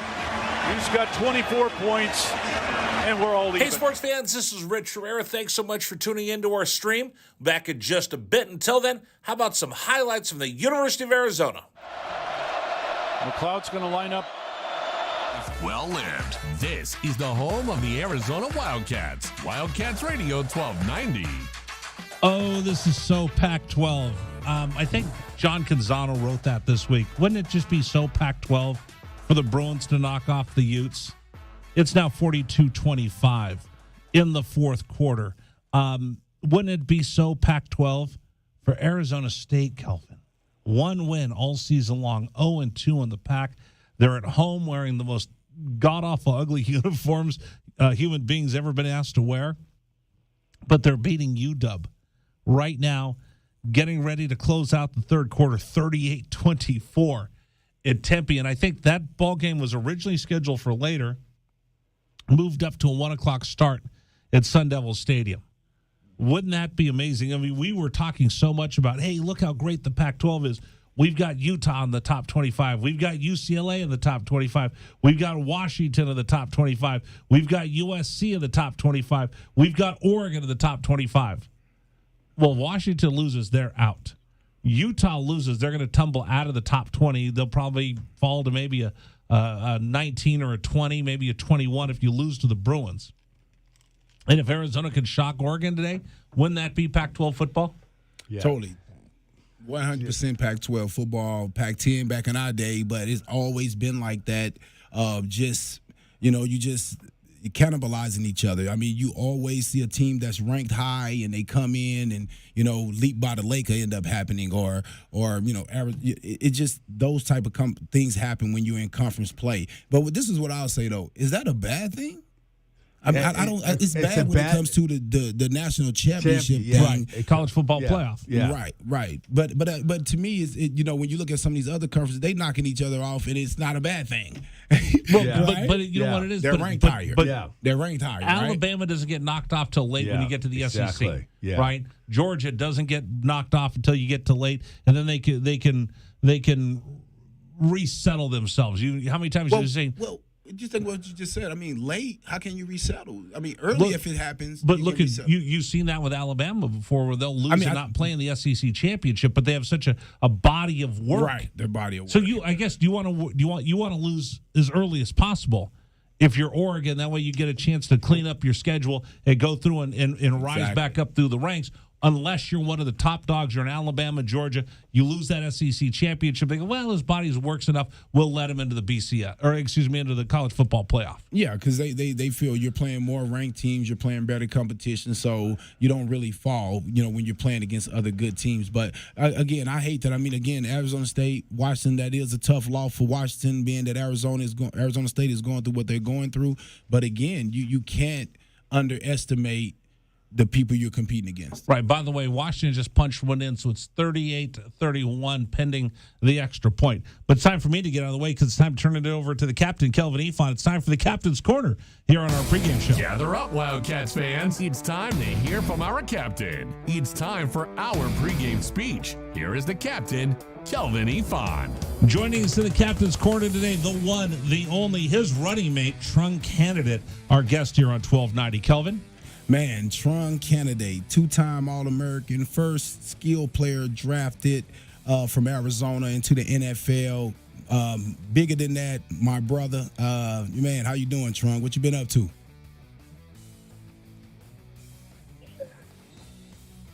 Hello. Hello. Hey, can you hear me? Can you hear me? Yeah, I hear you now, brother. Trung, you got me? Yes, I got you. All right. Brother. There you go. Kelvin Efon, go ahead. Go ahead, Trung. Hey, just thanks for having me, brother. You know what? I love getting on here talking, but anytime I can talk with my brother, you know what? It's just smooth. Oh, man. What you been up to, Trung? Man, I know you got a couple little fellas around there, man. What you been up to? Oh, you know what? I'm deep right now. I got my wife in the car. I got my sister, got my beautiful niece Kyla, and my kids, and we all about to enjoy this game. We about to get this W, and we about to get back on the right track. Man, I think about this, and I always like to ask this: who recruited you here, Trung? How did you end up getting here? Because I know you're from out of Phoenix. Let's say that first. You're an Arizonian, and you went to Central High School up there. How did they find you? Because I don't think you was on the state championship team. Oh, you know what? ASU almost got me. They had, I think it was Dirk Cutter. He wasn't there at the time. It was, he was at Colorado. But what happened is they showed me the Sun Devils. And when they showed me the Sun Devils, I said, I believe in God. So there ain't no way that I can support the Devils. Oh man! Wait a minute, I gotta jump in. I gotta jump here, Trung. You know that's why they're trying to change the name to Sun Angels. There's actually a petition to change it from Sun Devil to Sun Angel. They're still smarting that you didn't go there. What's that? Oh, Sun Angels. Right. They weren't smart enough. Right. But I will tell you, my younger brother Cornell Candidate. You know, he's the youngest of 5, and you know that youngest usually ain't the brightest. So. They messed around and got him with that jargon. Right. So, Trung, I remember, man, when you got down here, you was for sure a running back, but they tried you out of a few different positions. I remember you was at DB for a while, receiver for a while. I think you was assistant coach for a while. How did you end up getting back into the running back? Because I think I remember your mom having a conversation with somebody. Tell me a little bit about that. Oh, man, you already know college is a business, and a lot of us young cats,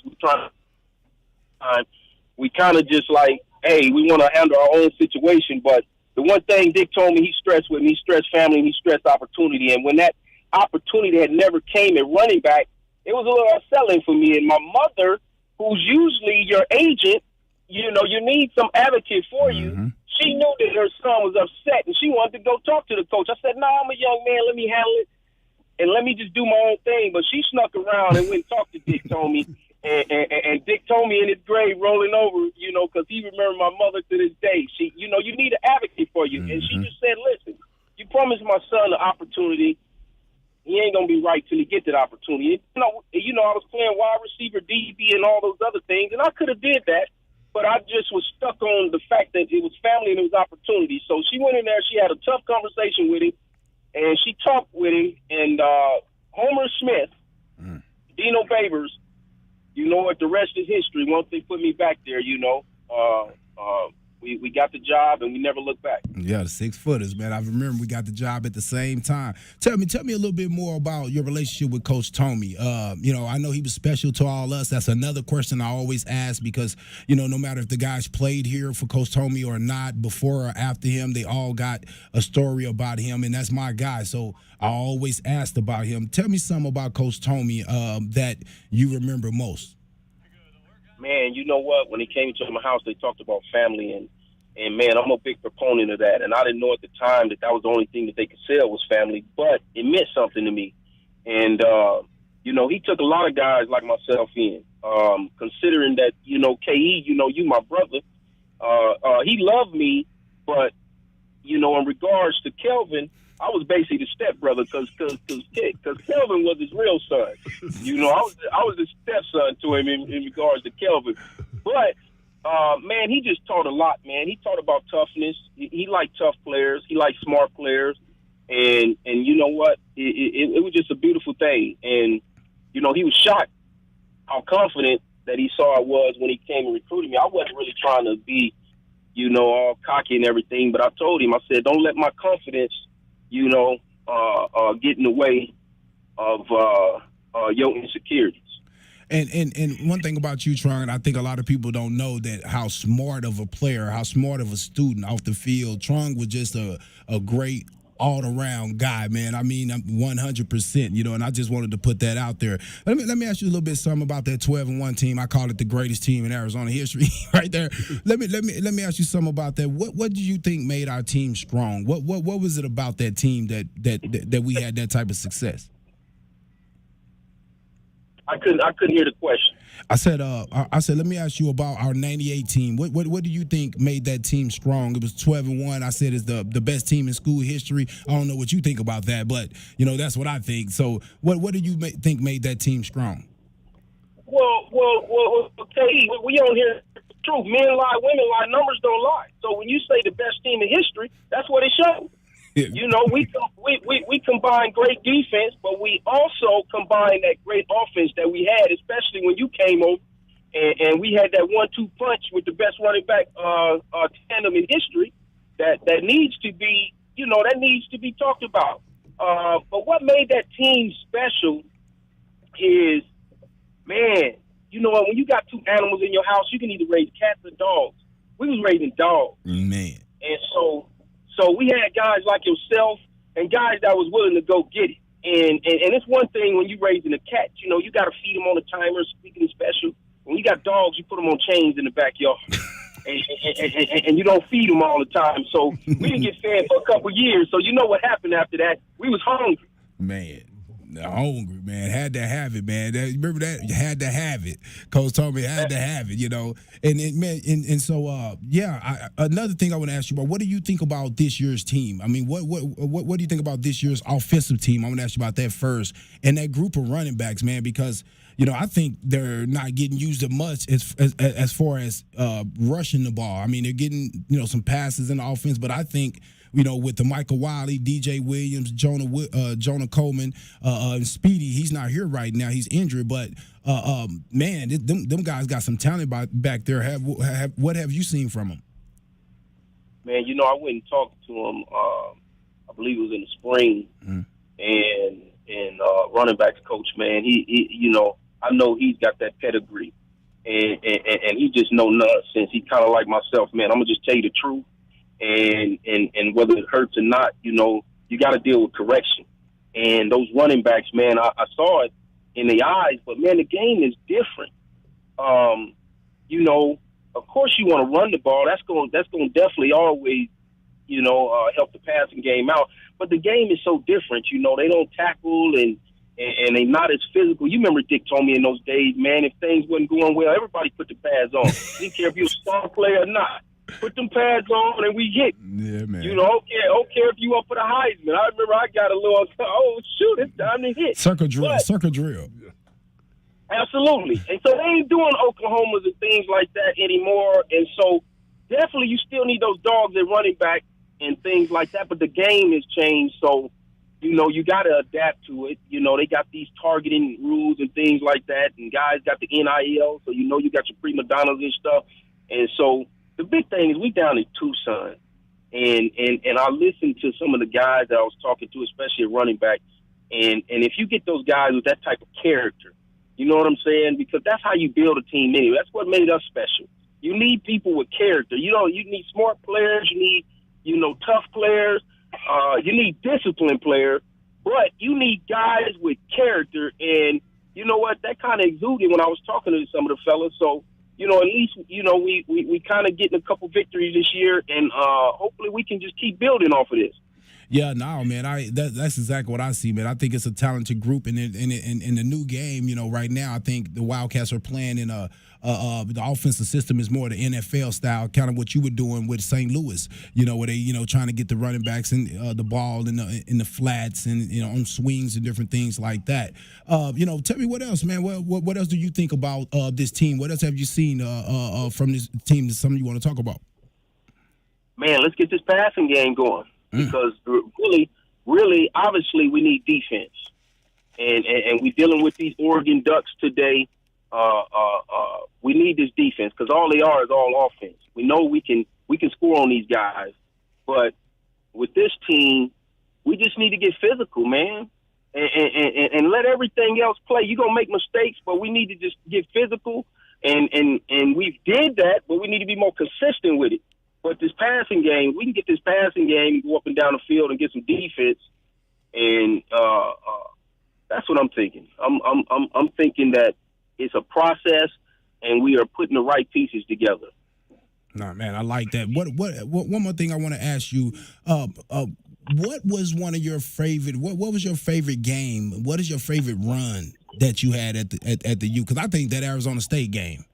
I still, I'm telling you, Rich. I'm telling you, Rich and Glenn. I think I told you this before. I said, I don't know if Mitchell Freeman and the rest of you guys had some type of deal going on up there to let Trung go off like this, because I'm like, what is going on here? I mean, I couldn't get on the field.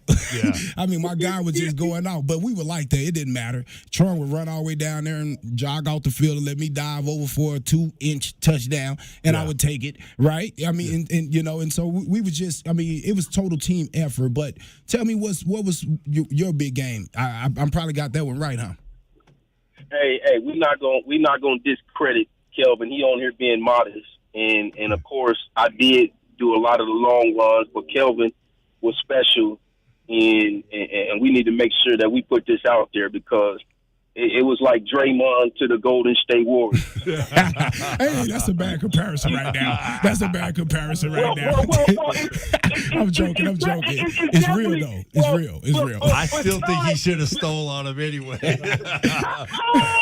Besides this week, right. I don't want to talk about what Draymond Green did this week. Right. I'm in Draymond's corner on that one. But one thing I know about Kelvin, he knows that we don't just let people just get close. You gotta make sure that we have you gotta read the temperature in the room.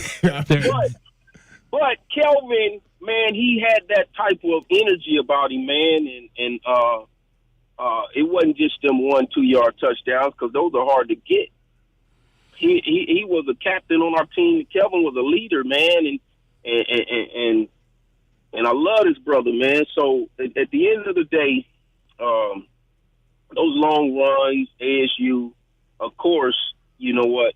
That was the biggest, game out there because that was our rivalry. And just like I said, you know what? I was born on the 3rd, the Father, the Son, the Holy Ghost. So when I had to play ASU, we had to baptize them devils. Yeah. So I'll tell you what, Trung, this is Glenn Howe, man. I was on the sideline for that game, and I thought that was the best performance by a running back in Arizona history at the ASU game. That was unbelievable. I appreciate that, brother. Thank you, brother. It was a gift from God. God's grace.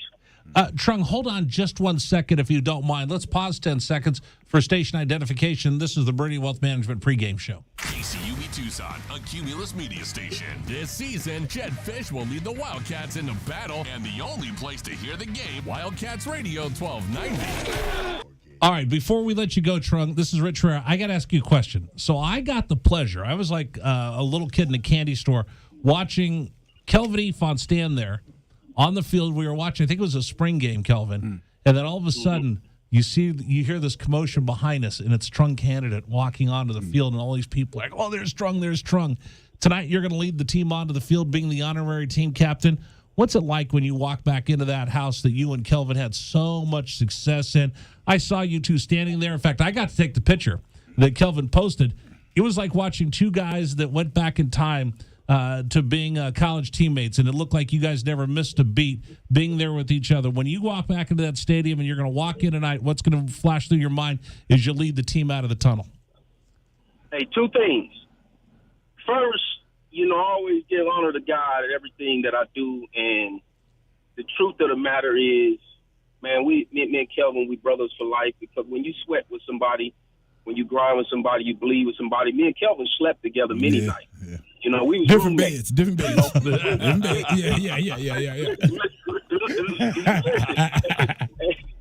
And I ain't gonna put no extra on that. But, we shared a lot of stories, a lot of family stories, and just building a bond that can't never be broken.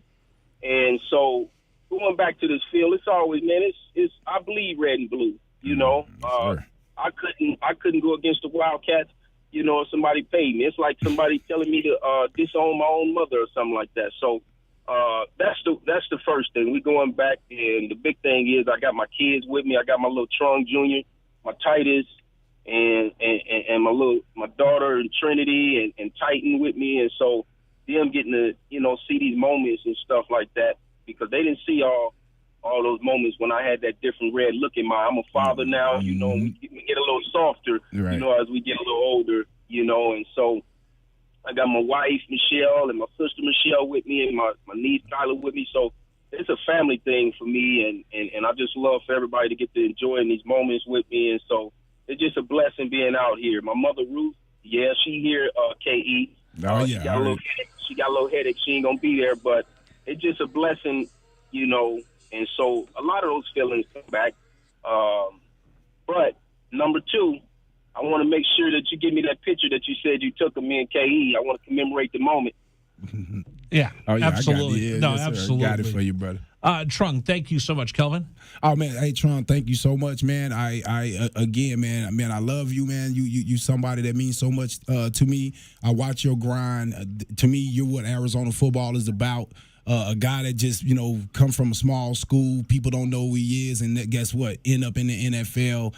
Great family man, just great all out just person, man. I appreciate knowing you, and I appreciate you coming on here with us. Man, absolutely. I appreciate the words of kindness, brother, and it means a lot coming from you. And I'm going to tell you like this, and we're going to sign off. I love you more, KE, and you can't do nothing about it. Wildcat. Bear down. Bear down, bro. Bear down. Wow. Bear down. Trung Canada joining us here in the Captain's Corner. Thank you so much, Trung. That's something special, Kelvin. I want to say one thing, that all you young men are listening to this show, all the guys out there, it's all right for us to say I love you to each other, And there's a lot of guys that say, I ain't going to say I love you. I say I love you to all my boys. Mm-hmm. All my boys, all my friends, all my guys, I love them. I tell them that, and there's nothing wrong with saying that. Yeah, and that comes from the top. I got that from my grandfather, but Coach Tony preached that. I mean, he would just, remember I used to always tell you, it was weird, you got the white guy coming and hugging you, I love you. You're like, what? Coming from the South, I don't know much about it. And then, but it was genuine and it's real. Yeah. And that's, dad, we passed that out. Yeah, my dad did the same thing. He always grabbed me and said, boy, I love you. Mm-hmm. Julius Holt. Yep. Man. Yep. Julius Holt. Yes, we're going to continue with you here on the Meridian Wealth Management pregame show. Coming up, we're going to get to the keys to the game and the best bet. All coming up here on Wildcats Radio 1290. Bear down, Wildcats fans. This is the Meridian Wealth Management pregame show. This is the Rich Herrera Radio Show. Now streaming on Facebook Live and YouTube at Wildcats 1290 and our website, wildcatsradio1290.com. Terry crosses middle, handed to Matherin between the rings. Over for Creasa. Checked by Campbell. High screen from Koloko. Creasa around it, drives right. Throw it for Koloko, who slams it down for two. Lamb set. And the pitch to Susak, driven out towards right field. That is going to get down for a base hit and go all the way to the wall. Casagrande headed for third. They're going to wave him around. He's coming home, and the Wildcats have tied it up.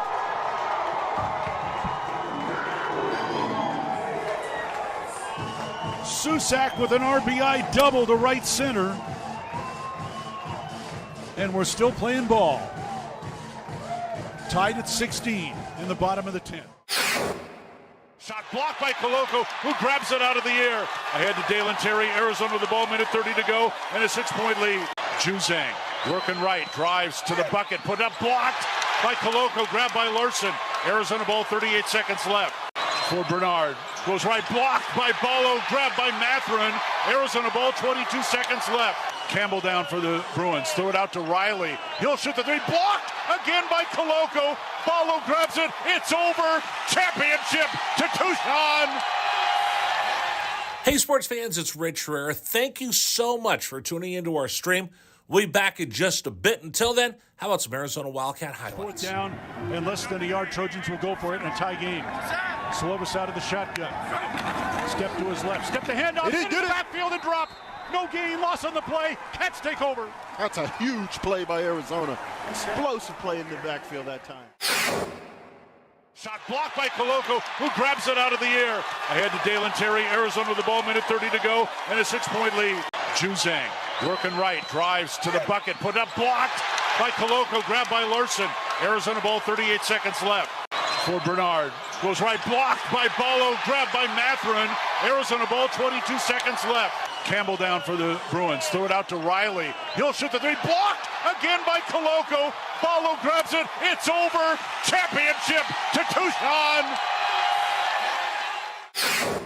Dalen Terry quickly the other way, out to Tabellas, down the lane to throw it down with the left hand. Look out. The locomotive slams it home. Hey, sports fans, it's Rich Herrera. Show will be back in just a little bit. Thanks for tuning into our stream. Until then, how about some great moments for the University of Arizona Wildcats? Fourth down and 2, Arizona. Down 14-0. Wildcats on fourth down this year are 12 of 20. Offset backfield. Plummer to throw the ball, looking, throwing towards the back of the end zone, and it's touchdown, Arizona. Oh, did they need that? My goodness. Booby Curry had to leap in the air to take the ball over the top of the defender, and the Cats are on the board. ASU with the ball, down by 11, so they have to go. Steal by Koloko. He's going to drive the other way and slam it home, and foul by Lawrence. Why Lawrence contested the big man, Christian Koloko, with defensive steal and flush. Lawrence picks up his third foul. Big guys love to play point guard. Koloko looked like what, driving down that was from mid-court. 3-point lead again for TCU. Down to 30 seconds left. Matherin with the ball for the Wildcats. Matherin around a Koloko screen, picked up by Lampkin. Go outside for Koloko, feed it to Terry, right corner. Terry can't go baseline, circles back out top to Matherin. 10 to shoot, 16 left in the ballgame. Matherin, 3 balls straight away, good! That's We're tied. A huge shot for Ben Matherin in Arizona. Timeout TCU. This ball game is knotted up. 12.6 seconds to go. Ben Matherin drains a deep 3 from straight away. He's got 24 points, and we're all even. Hey, sports fans, this is Rich Herrera. Thanks. Wealth well managed, life well lived. This is the home of the Arizona Wildcats. Wildcats Radio 1290. Wow, something special. Our thanks to Trung Candidate for joining us here on our pregame show. Brought to you by Meridian Wealth Management. We're getting closer and closer to the 6 o'clock kick. Arizona taking on the Oregon Ducks, the number 12 team in the country. Just real quick, guys, I got to update a couple scores for you. It's now a final. The UCLA Bruins have upset the Utah Utes 42-32. Meanwhile, Arizona State and Washington, 8:17 left in the fourth quarter. First and goal, the Sun Devils have the ball on the 1-yard line against the Huskies. We'll update you on that score as it continues. 8 minutes left in that ball game, and this has been one heck of a game today. Moran is Trenton Bourguet getting the opportunity to play quarterback and has done an outstanding job today for the Sun Devils. All right, let's get to the keys of the game. They're brought to you by Royal Automotive. Wildcats fans, what are the big keys for today's game? Our keys to the game are brought to you by the Royal Automotive Group. Royal Automotive, the dealership that is different. All right, guys, time for the keys of the game. They're brought to you by Royal Automotive. Can I go first? Yep. I haven't gone first this year. I want to go first. All right, I got 3 keys to the game today for you. Jaden DeLora cannot force it. Do not force the ball. Throw the ball away, run, scamper for a couple yards. But the Achilles heel for Arizona is going to be, if they have to play catch-up football today, having Jaden DeLora forcing the ball into coverage and trying to find those tight windows. Let the game come to him. That's number 1. I need Jaden DeLora to play a clean game. Number 2, the defense, Kelvin, has to win second down. I told you about Oregon's troubles on third down. Win second down. Keep them away from third and short. Make Bo Nix drop back to pass on third down, and Arizona has a chance to force them to turn the ball over on the punt. Lastly, no penalties. Oregon's going to run the ball down your throat. Oregon is going to frustrate you. When you get frustrated, what happens? You get undisciplined. When you get undisciplined, what happens? You give up stupid penalties, undisciplined penalties. Last week for Oregon, they had a ton. I think they had almost 90 yards in penalties, and so many drives were continued because of the penalties against the other team. They force you to do that. They're just a frustrating team to play. Arizona's got to keep their head about them and play good football, clean football, disciplined football. And if that happens, hey, you never know. Arizona could shock the world and upset them. They're a 14-point dog. But, hey, you know what? Things have happened. You look at what happened. UCLA wasn't supposed to win. Arizona State wasn't supposed to be in this ball game. Why not us? Why not? All right, who's next? I'll do it. Go. My first thing is going to be this, and I usually don't start out with this, but it's going to be very important when you start to play these type of teams in the Pac-12. Special teams. Yeah. Special teams are going to be huge because these teams have 5 stars and 4 stars on their special team units in their kick return game, their returners. Just everybody all over the place. So it's going to be important for our special teams to make sure that they stay locked in, especially the kick returns and the punt returns. Secondly, we have to figure out a way to bottle up Bo Nix. We have to make him one-dimensional. We have to make him beat us with the pass. I think his legs are live. I think his legs are real. I think if you let him get the running, he'll have you in a two-way go, and he's going to run a little bit and throw it over the top of you, a lot like how Cam Newton used to play. And then lastly, defensively, I know you probably get tired of it, but we have to get off the field. You have to get some 3-and-outs. You have to secure some tackles to get the offense back on the field, because the longer Oregon stays on the field, their chance of popping one of those big plays is bigger. Kelvin, I'm sorry. If you're watching on the stream, I was laughing. JW was trying to tell me what time we have to be out, and he was holding up two hands, Kelvin, like that. So I'm like, 7. What's 7? He goes, no, 2-5. I'm like, oh, I'm trying to put 2 together. So I need some help right here as I'm reading the signs. I need him to have one of those big boards they hold up with like a picture of something over there. Yeah, exactly. I love all of yours. Yeah, you saw me stay locked in. That's how we did the play. Yeah, look at Kelvin locked in. I'm laughing over here because I can't read the hand signals. I thought he was going to say, what are you laughing at? I'm locked in. Hey, that's right. Hey, you got your game face on, right? Yes, sir. Yeah. All right, what do you got? My keys is on the defensive side of the ball. We got to hit Bo Nix. We got to hit him. We got to be able to hit him.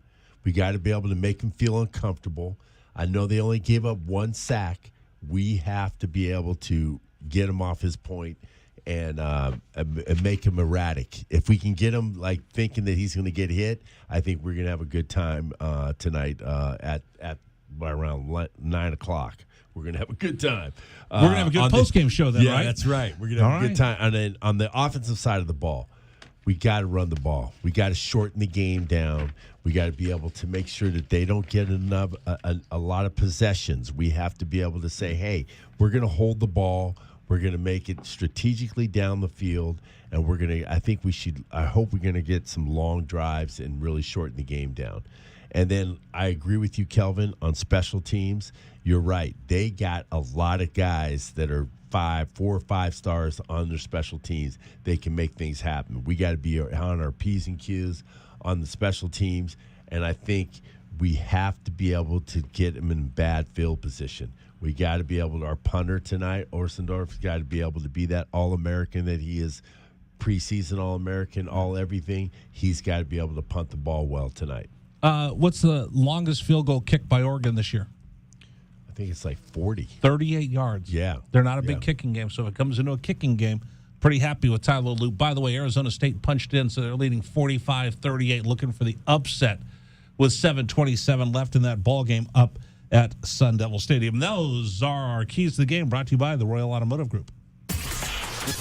Our keys to the game are brought to you by the Royal Automotive Group. Royal Automotive, the dealership that is different. The dealership that is different. All right, let's get to the best bet for today, brought to you by Desert Diamond Casino. Tucson. What are today's best bets? Will the Cats beat the spread? It's time to look at some of the best bets in football this weekend. Today's best bets are brought to you by Desert Diamond Sportsbook, Arizona's best bet. All right, Arizona's a 14-point underdog. We've seen some clear upsets today, fellas. Are you ready to call your shot? Kelvin, what do you got? I think the Wildcats can cover that. I do. I think we have a chance to win this game, but with 14, I'm definitely betting Cats. You know what? It started low, and all the money, the public's been going gaga over Oregon. I told everybody when it started, I think it was 12, I said, it'll get to 14 by game time. Jump all over the Cats getting 14. Like you said, they might upset the world, but I know they're going to be able to be within that 14, I think. Yeah, easily. Yeah, I'm going with the Cats, 14. I'm taking the Cats. All right, there you go. That's Arizona's best bet, brought to you by Desert Diamond Casino. Those are today's best bets. They are brought to you by Desert Diamond Sportsbook, Arizona's best bet.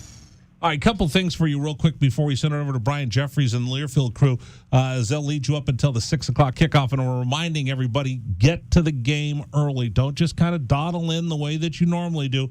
We're going to have 50,000 plus fans at Arizona Stadium. Make sure you give yourself plenty of time to get into the stadium.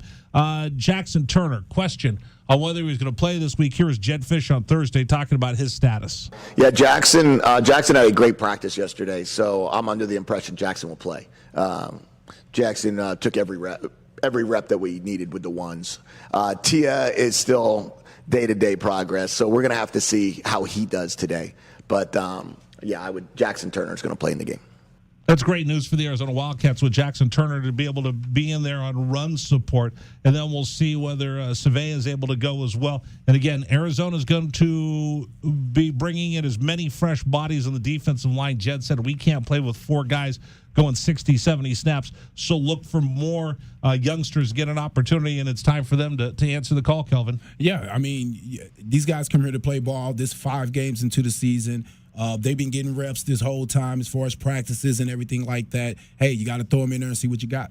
All right. One of the other things is we talked about the size of the crowd. It's the first sellout since 2017 at Arizona Stadium. I asked Johnny Nance and Brennan Carroll about this during the week, and here's what they had to say about the crowd. Oh, it's going to be huge. And if you guys are listening, we need your help. Yeah, it's going to be huge. Show up, show out. That's right. Zona Zoo, where you at? Zona Zoo, Tucson, where are you at, Glenn? I think they'll be there, and we're going to be there.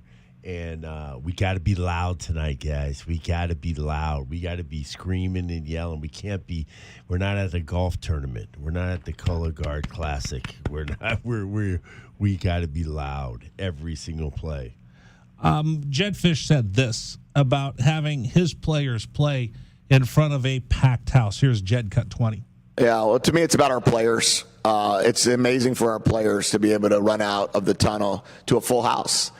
They work extremely hard. Our players, our coaches, our assistant coaches, those guys are committed to trying to turn Arizona football around and to do everything they possibly can to build this program into what we want it to be. Our student body wants a great product, a good product, a great game, opportunities to cheer on a program that is moving in the right direction. It's awesome that they're joining, and I think the Zona Zoo has been phenomenal this year. The community of Tucson, the fact that they're coming to watch us play and cheer us on is awesome. And all of that is a credit to the way our players are playing.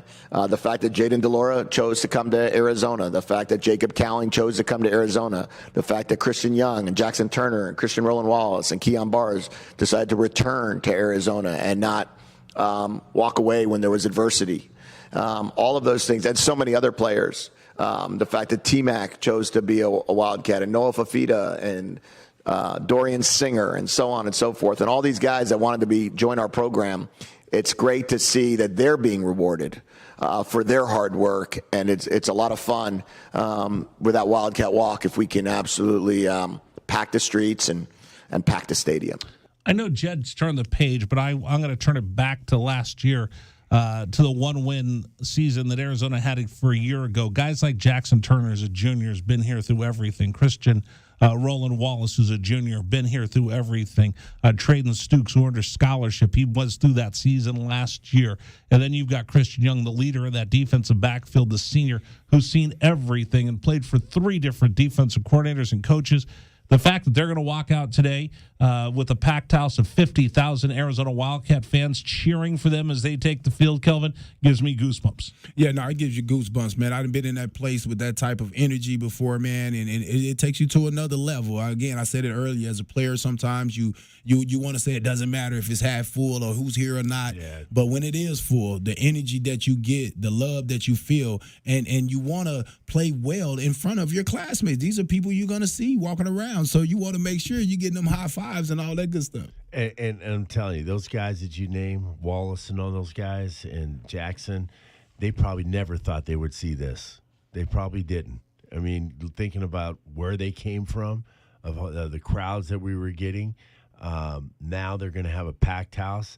They're going to be excited, and they're going to play their butts off. I think about Jalen Harris, Arizona royalty, whose dad played here. I think about Jerry Roberts, who had that devastating injury and had to stand on the sideline and watch the one-win season.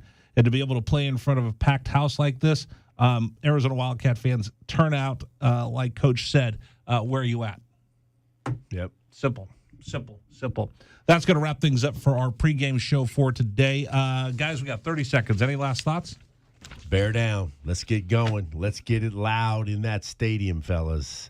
Ladies and gentlemen, let's get loud. I was going to say baked or fried turkey, duck. That's right. That's what we'll see.